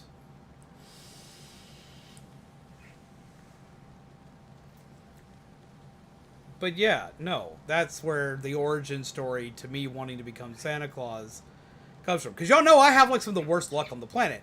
My luck has been bad since I was a child. That's not a new instance. That's an all the time thing.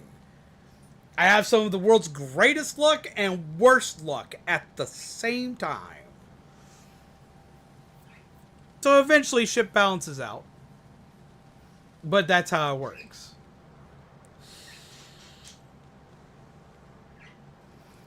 It's getting paid by the from the VA now. I've been out of a job since then and lost everything. Damn. If I didn't have bad luck, I'd have no luck at all. Okay, so like I know that you're gonna hate hearing this because everybody fucking hates hearing this. Because everyone hates hearing this. You say if you didn't have bad luck, you wouldn't have any luck at all. And I've thought the same thing to myself many times. Because, like, fuck, bad luck rules my life. But you'll be surprised what actually counts as good luck for you. You'll be surprised at what is actually good. It's not all bad. Shit does get better. And I know people hate hearing that, but I'm living fucking proof of that. I've died twice. Like, been declared dead. And got up.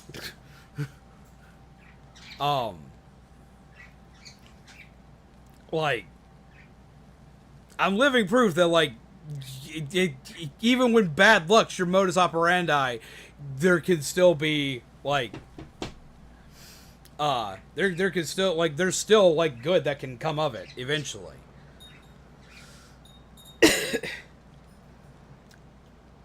You've broken your leg. That sucks. There's no good to that. Sorry. That's just bad. That's just bad luck. I will straight give you that. You lost your job. That sucks. That's awful. But, losing a job just means there's other opportunities. You may not know what those are. They may seem few and far between. They may seem super goddamn far away. Trust me, I know. As a handicapped person, whom of which was told the only thing I could do after I left my job at GameStop was draw from disability, and refusing to do that, you can find, which there's nothing wrong with going on disability. It's just the fact that I know that I didn't need that just yet. I'm not that far off yet. I'm not at that point yet, and there are other people that need it more than I do. There's no problem with if you have to draw from disability. But because of that, I knew that there was other stuff that I could still do, and that's how we got here. That's how we kept going with this. There are other opportunities. You'll be surprised what the opportunity could be. It could be that you could, now that you're at home, you have more time to focus on content creation. You could work harder on it. You could put more stuff into it. You could master new tricks, new trades, new weird things. You could learn how to do new things at home. You could use that time to learn new skills and possibly grow into something bigger. Now, granted, you are limited and restricted what you can do. Your leg's fucked up. This is true. But it won't always be fucked up. Or it won't always be unusable. It'll be fucked up. It's going to be fucked up. You got metal in it now. It'll always be fucked up. But it won't be just, well, this is my life now. No, like it'll eventually heal as long as you give it the time and the patience that it needs. You go through the physical therapy you need. Eventually, you'll get back up. You'll be able to move. And eventually, you'll kick down that door. Hopefully with your other leg, not that one. There will be other opportunities. This is your chance to learn new opportunities. I'm trying to get my A++ in Network Plus cert. See, there you go. I have a degree in applied computer technologies and did network stuff in the military. But people want certs. People do want certs. I know that one.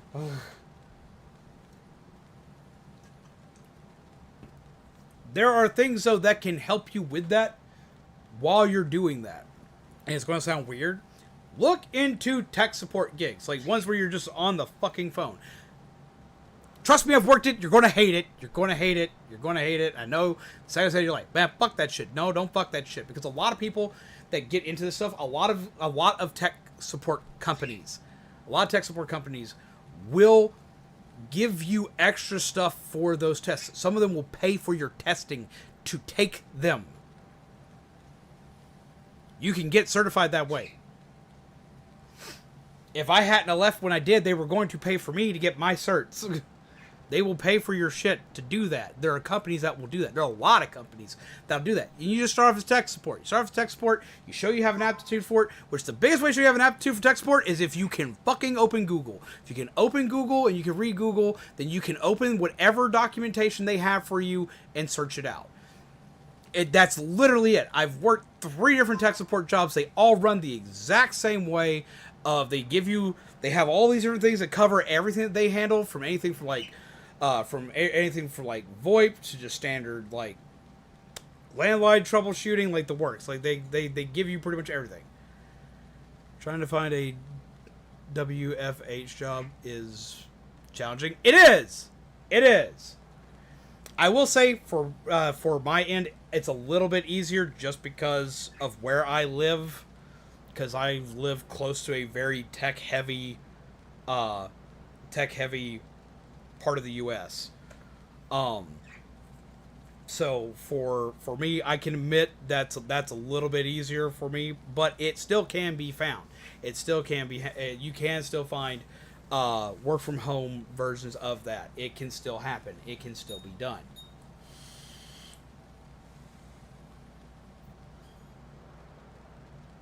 Turned it off and back on again. Yeah, like, the amount of times that it actually works pisses me off.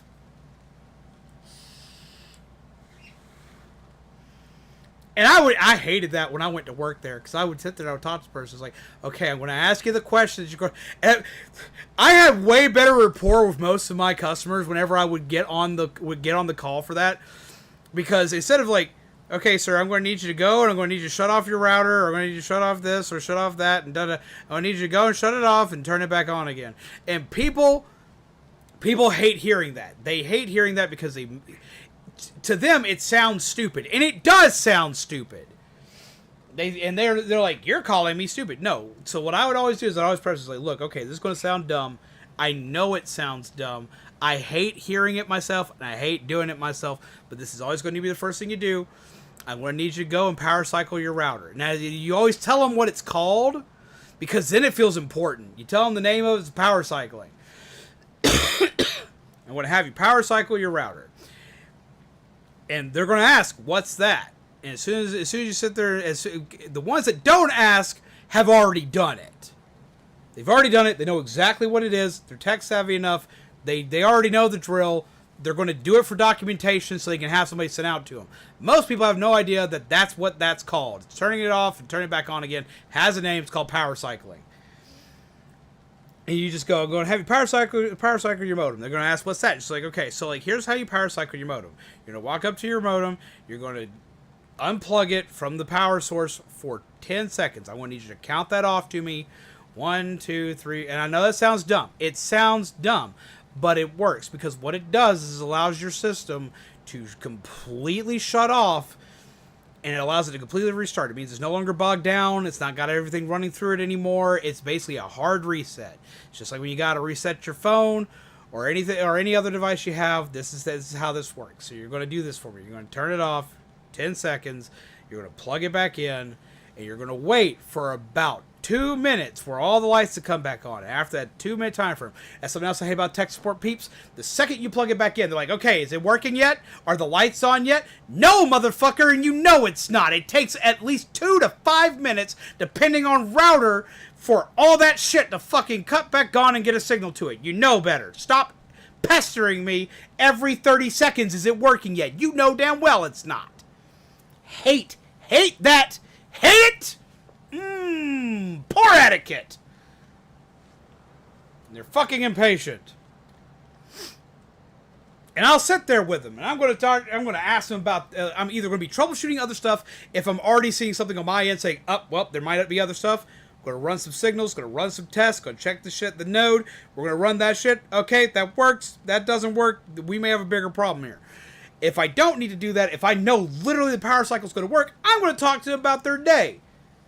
It's like, man, I know this sucks. The internet's been down today. But how's your day been, man? Like, how else has it been? Like, is there anything else we need to fix? Is there anything else, any other problems you're having? Let's talk to you. Let's build a fucking rapport. That's it. Bam. Shit cuts back on. It's like 5 minutes or up to 5 minutes are up. All right, is this light on? Yes. Check. Cool. This light on? Yes. Check. Cool. That light on? Awesome. Go check your device. Device works. Awesome. You hang up the phone. If all the lights cut on and the device doesn't work, send a tech out. If all but one of the lights cuts on and it's the most important light, say, ah, fuck. Okay, buddy, we're going to get you an escalation ticket. That means there's something wrong with our technology. We're going to send somebody out there.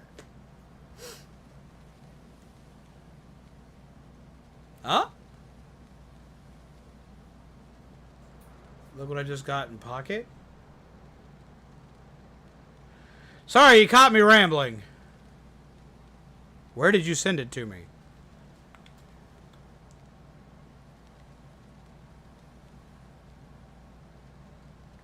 Oh. I love that in the screenshot you have my stream up. Babe, I love you. Here, let me show everybody. Let's see. It's going to be too bright. You turn the brightness down just a little bit more. It should be enough. Okay, let's see. It's still too bright. Still too bright. Weep.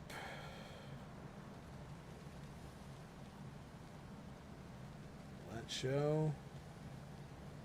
Look what she pulled!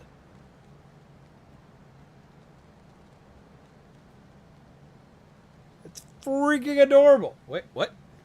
Why did my brightness go back up? No, you are a fuck. Stop that.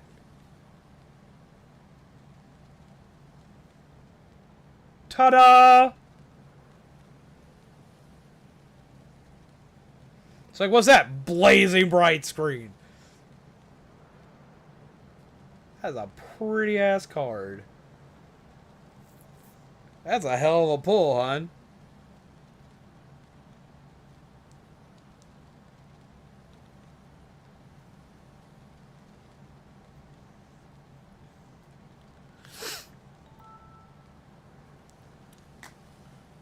But yeah, so, like, sorry to go off on a ranting tangent. Hi, Kumo. How have you been? I hope you're well. I'm sorry to just go off on, like, a complete, just rambling tangent at this point. I have completely derailed my own live stream to talk to peeps. But I like to talk to peeps. If you want to be honest, like, as a live streamer, I feel like these are the most important moments. We've talked about Pokemon during the Pokemon stream. I'm not playing the game right now, but I feel like if you're wanting to be a live streamer, moments like this are one of the most important things you can do as a live streamer. Is just sitting and talking with peeps. They can watch anybody play a game, but they come to watch you specifically in a live stream. So, for all my streamer peeps out there, mild homework. get in the habit of, like, taking, like, anywhere from 10 to 20 minutes to, like, just during a stream, as long as you just, like, stream for 3 hours or more, to just sit and talk and chill with peeps. You just have a moment, which I've been doing that for a lot longer than that right now, and I'm sorry. I didn't expect to, like, have most of my gameplay for today be me having to up my my character level. I might do some of that off stream so we can get to the main story elements tomorrow. At the same time, I don't want to do that because I don't want y'all to miss if I catch something cool.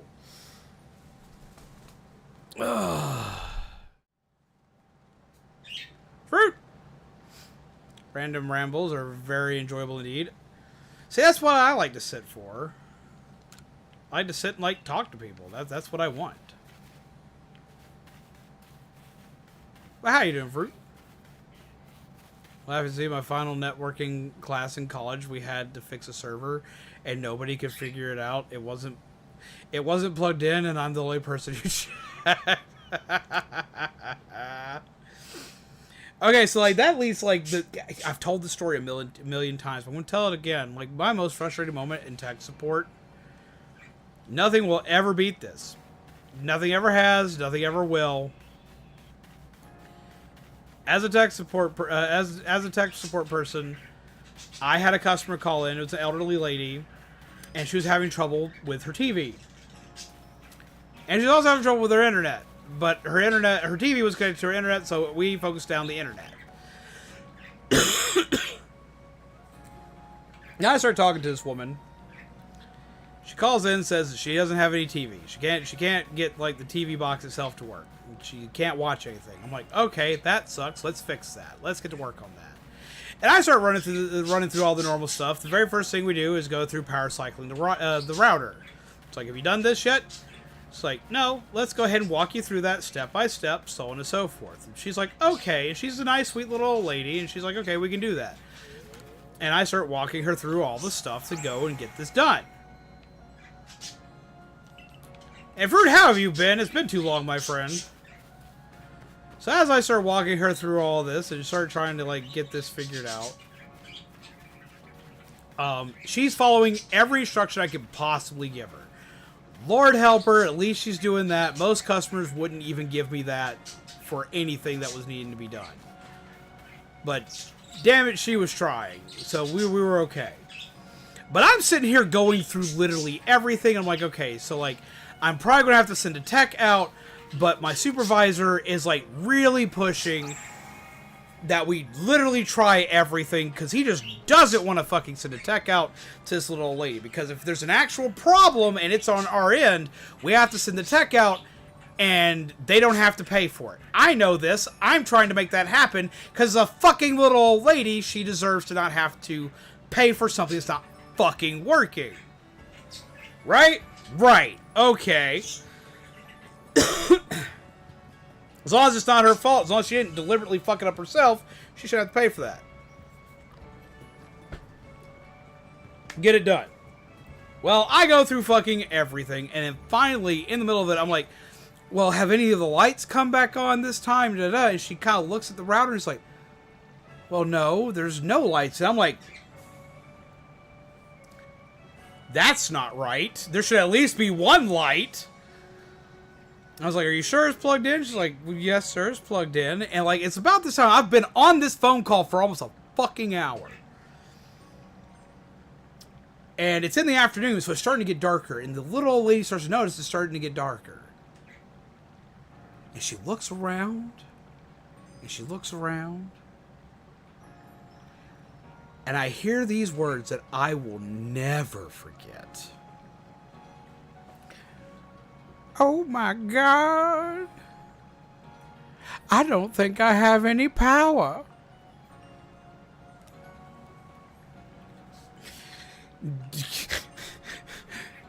Do what? I don't think I have any power. Mutes call. Slams fists on the desk. I was like, and I couldn't stop myself. I was like, you gotta be fucking kidding me. Supervisor immediately shows up. It's like, what are you? It's like, ah! I don't care what you got to say to me today, man. I've run the worst call of my life. I'll quit. He's like, okay. And he walked away. No, it's not power strip's not on. No. There's no power coming to the little old lady's house. The power's out. It's not our problem. It's an electric company problem. Which is technically our problem because we're associated with the electric company for that area. Because we were tech support for multiple companies all at the same time. So I had to route all that shit around to get them immediate support out there. And I sent them on company dime an internet tech just to make sure that after the power got cut back on, so did their fucking internet. I ran 2 tickets through that shit at the same time. I was like, we're going to get it all fixed. They yelled at me for the internet ticket, except for the guy in charge of all of us was like, there's nothing else that man could have done. They used that call of mine for training and still use it for training at that building to this day. I'll have friends that get hired on there that will call laughing their ass off because they just heard that fucking call I went through. But they're like, this is how you handle this shit. He handled this shit to the absolute letter. This is how you need to handle every fucking call. I was like, no it ain't. That ain't how you need to handle every fucking call. Just fucking escalate the fucking ticket. You get a little old lady, and they've done 2 out of the 3 things you need them to do. Fuck it. Escalate ticket. They've earned it.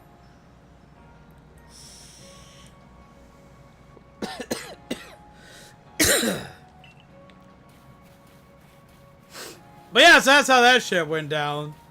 To this day, that one still bothers me. It will continue to bother me.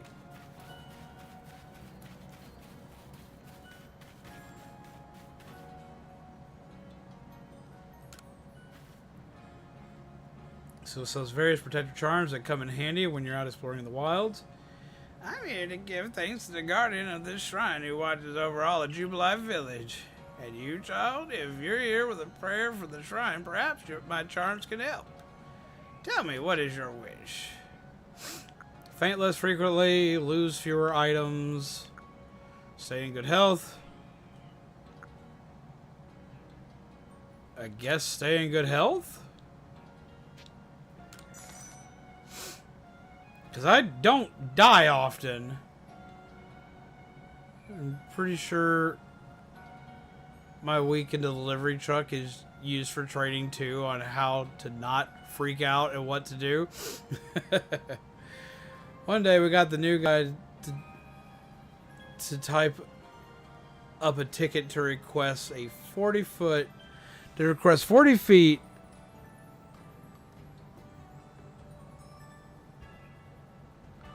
Why would you do that? Why would you? Ooh, why would you do that? Why?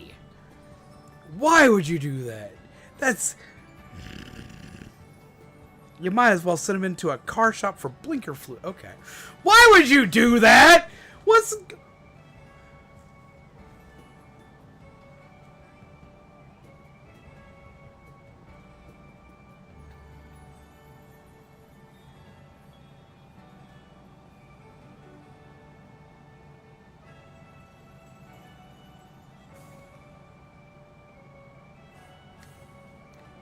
$40 feet of idiot cable. Like, how? The fact they didn't get it, that's like... Ooh.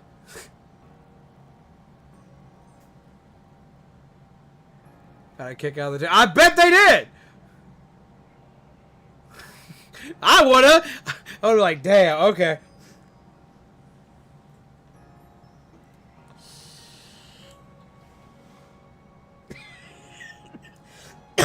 That's rough, though. Damn.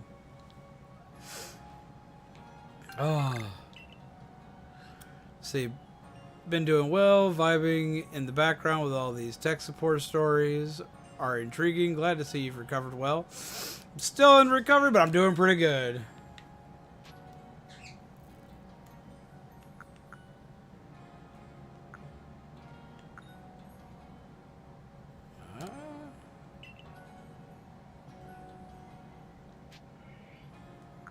Oh, wait. Gotta mess with the new airman coming in. I mean, I get that. I do get that. Went down the 10-foot drop, stopped, turned off truck, and said, gotta call boss. That still trips me out. There's part about that network story I told you about is that I'm in a huge electric wheelchair, so I couldn't actually plug the server back in, but my professor was laughing because I checked. I mean, that should be one of the first things you do! I love how people overcomplicate stuff. See, you're like me. You're like, why overcomplicate it? Check the basics first, then overcomplicate it.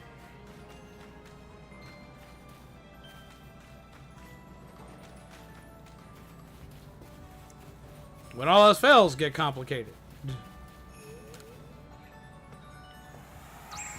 I'll put Coromon in-game suggestions on your server. Okay.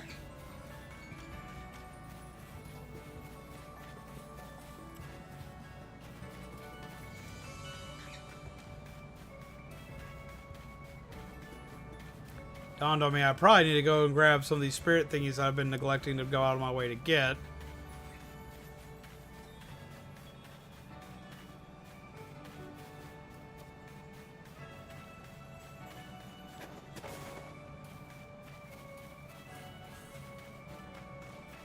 There we go.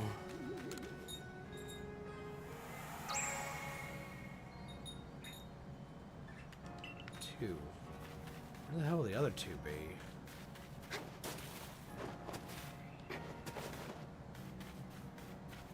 These so far seem fairly straightforward.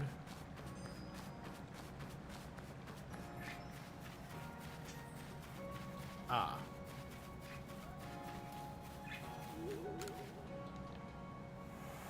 No. Should be a little more remaining in this area.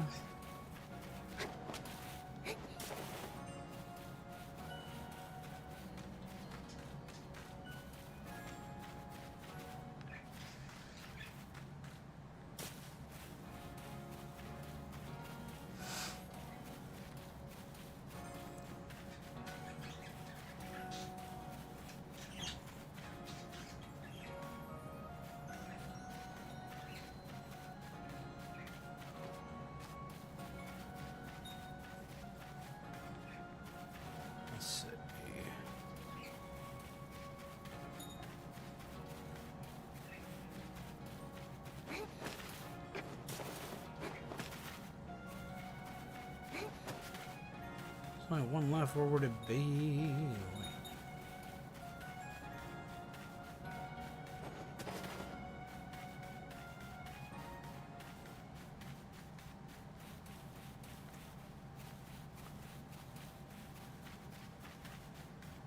Wouldn't have to be all the way out here, would it?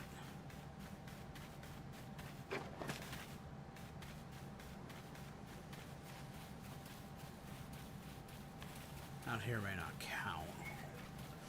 Have a good night, Panda! We had 3 hours to fix the issue. I was the only person in the class of 30 people to pass. Damn.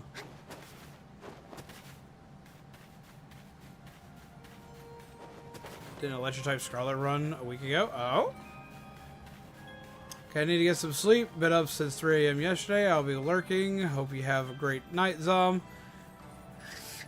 You as well, Kayla and chat. Have a wonderful night. Take care. Pleasant nightmares to you, my friend.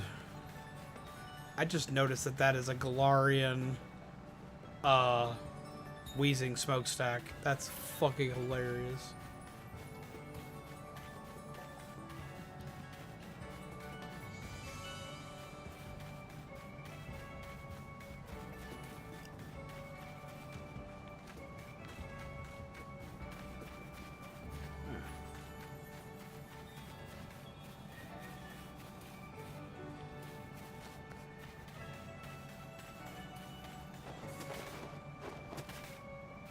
The game suggestions, you might enjoy it. I think I actually own it on Steam. I have to double check, but I think Pixelman actually bought it for me a long while back. I'll have to double check.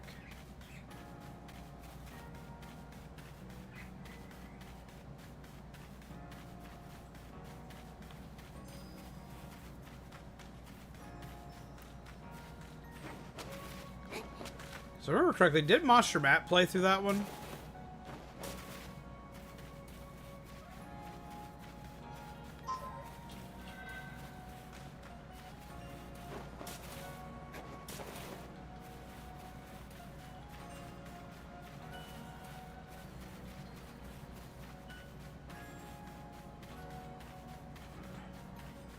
I guess I'll just have to hunt for that last piece later. He didn't has new updates now. Ah.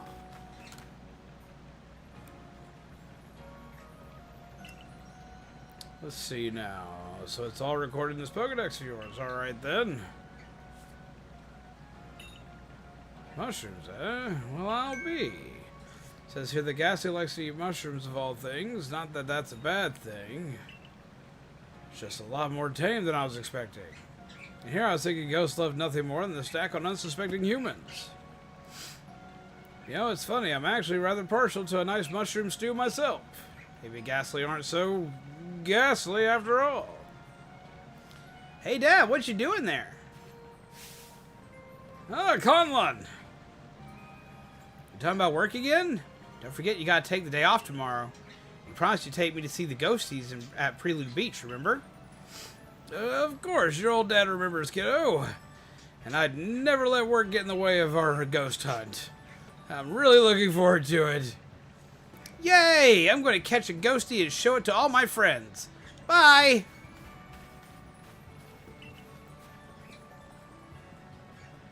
You know, he's just putting on a brave face because you were here. Anyway, I owe you one, kid. I get the feeling my boy will be just fine tomorrow. Ooh. This is your storage. Wait a minute. That's about to come in real handy.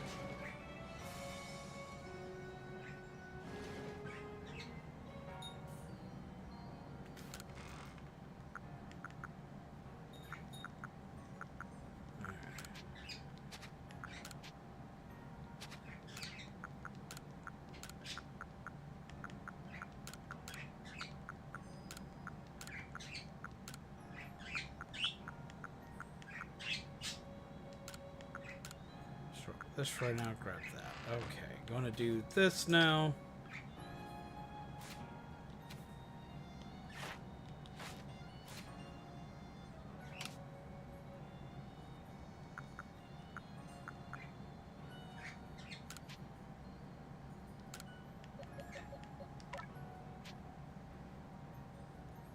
Do it!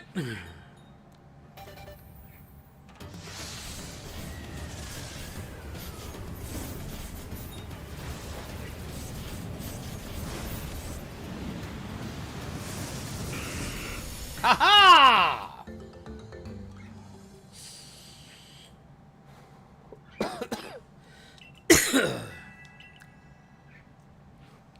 We have our big boy.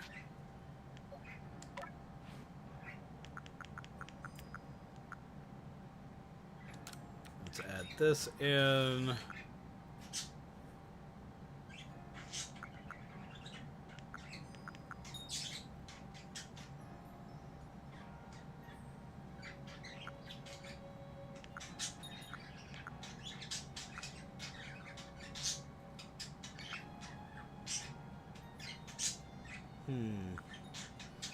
These are essentially the same thing. We'll get rid of Astonish for now.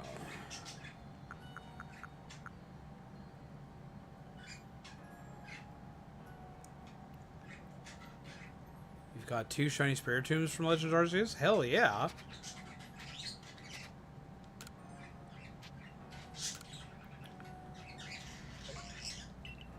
There we go. He's got a new move.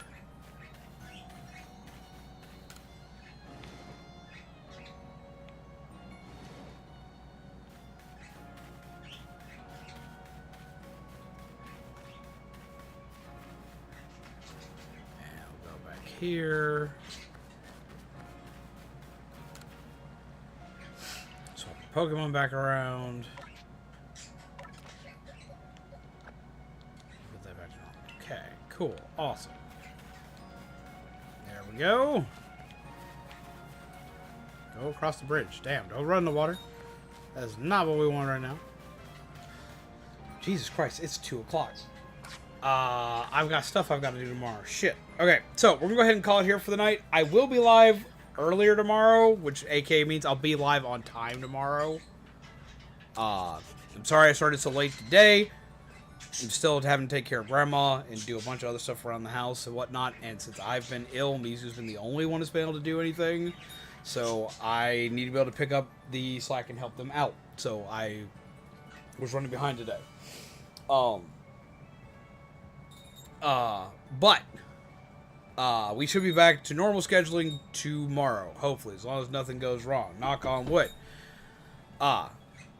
There will be Electrode tomorrow. I will make sure of it. I will probably go around and just do some of the leveling up process, because I need to have 4 stars. So I'll go around and get those last few stars I need to get. Off stream, just kind of like catch myself up or get myself like real close to it. And then I will have everything ready for stream tomorrow. We'll fight through a lot of shit tomorrow. We're going to push through a lot of stuff for this tomorrow. But thank you all for coming out. I'm really glad to see all of you guys. I have missed you guys terribly. It has been a blast to be back here again. I'm really happy I'm not sick this time, or as sick. And tomorrow's going to be more of this game. We're going to be playing more of Pokemon Legends Arceus. I've got a couple other games in the pipeline this week. I'm going to be testing out a couple of new games, as well as there's going to be a return to a favorite this week. And y'all will see that soon, but there's going to be a return of a favorite game coming in this week.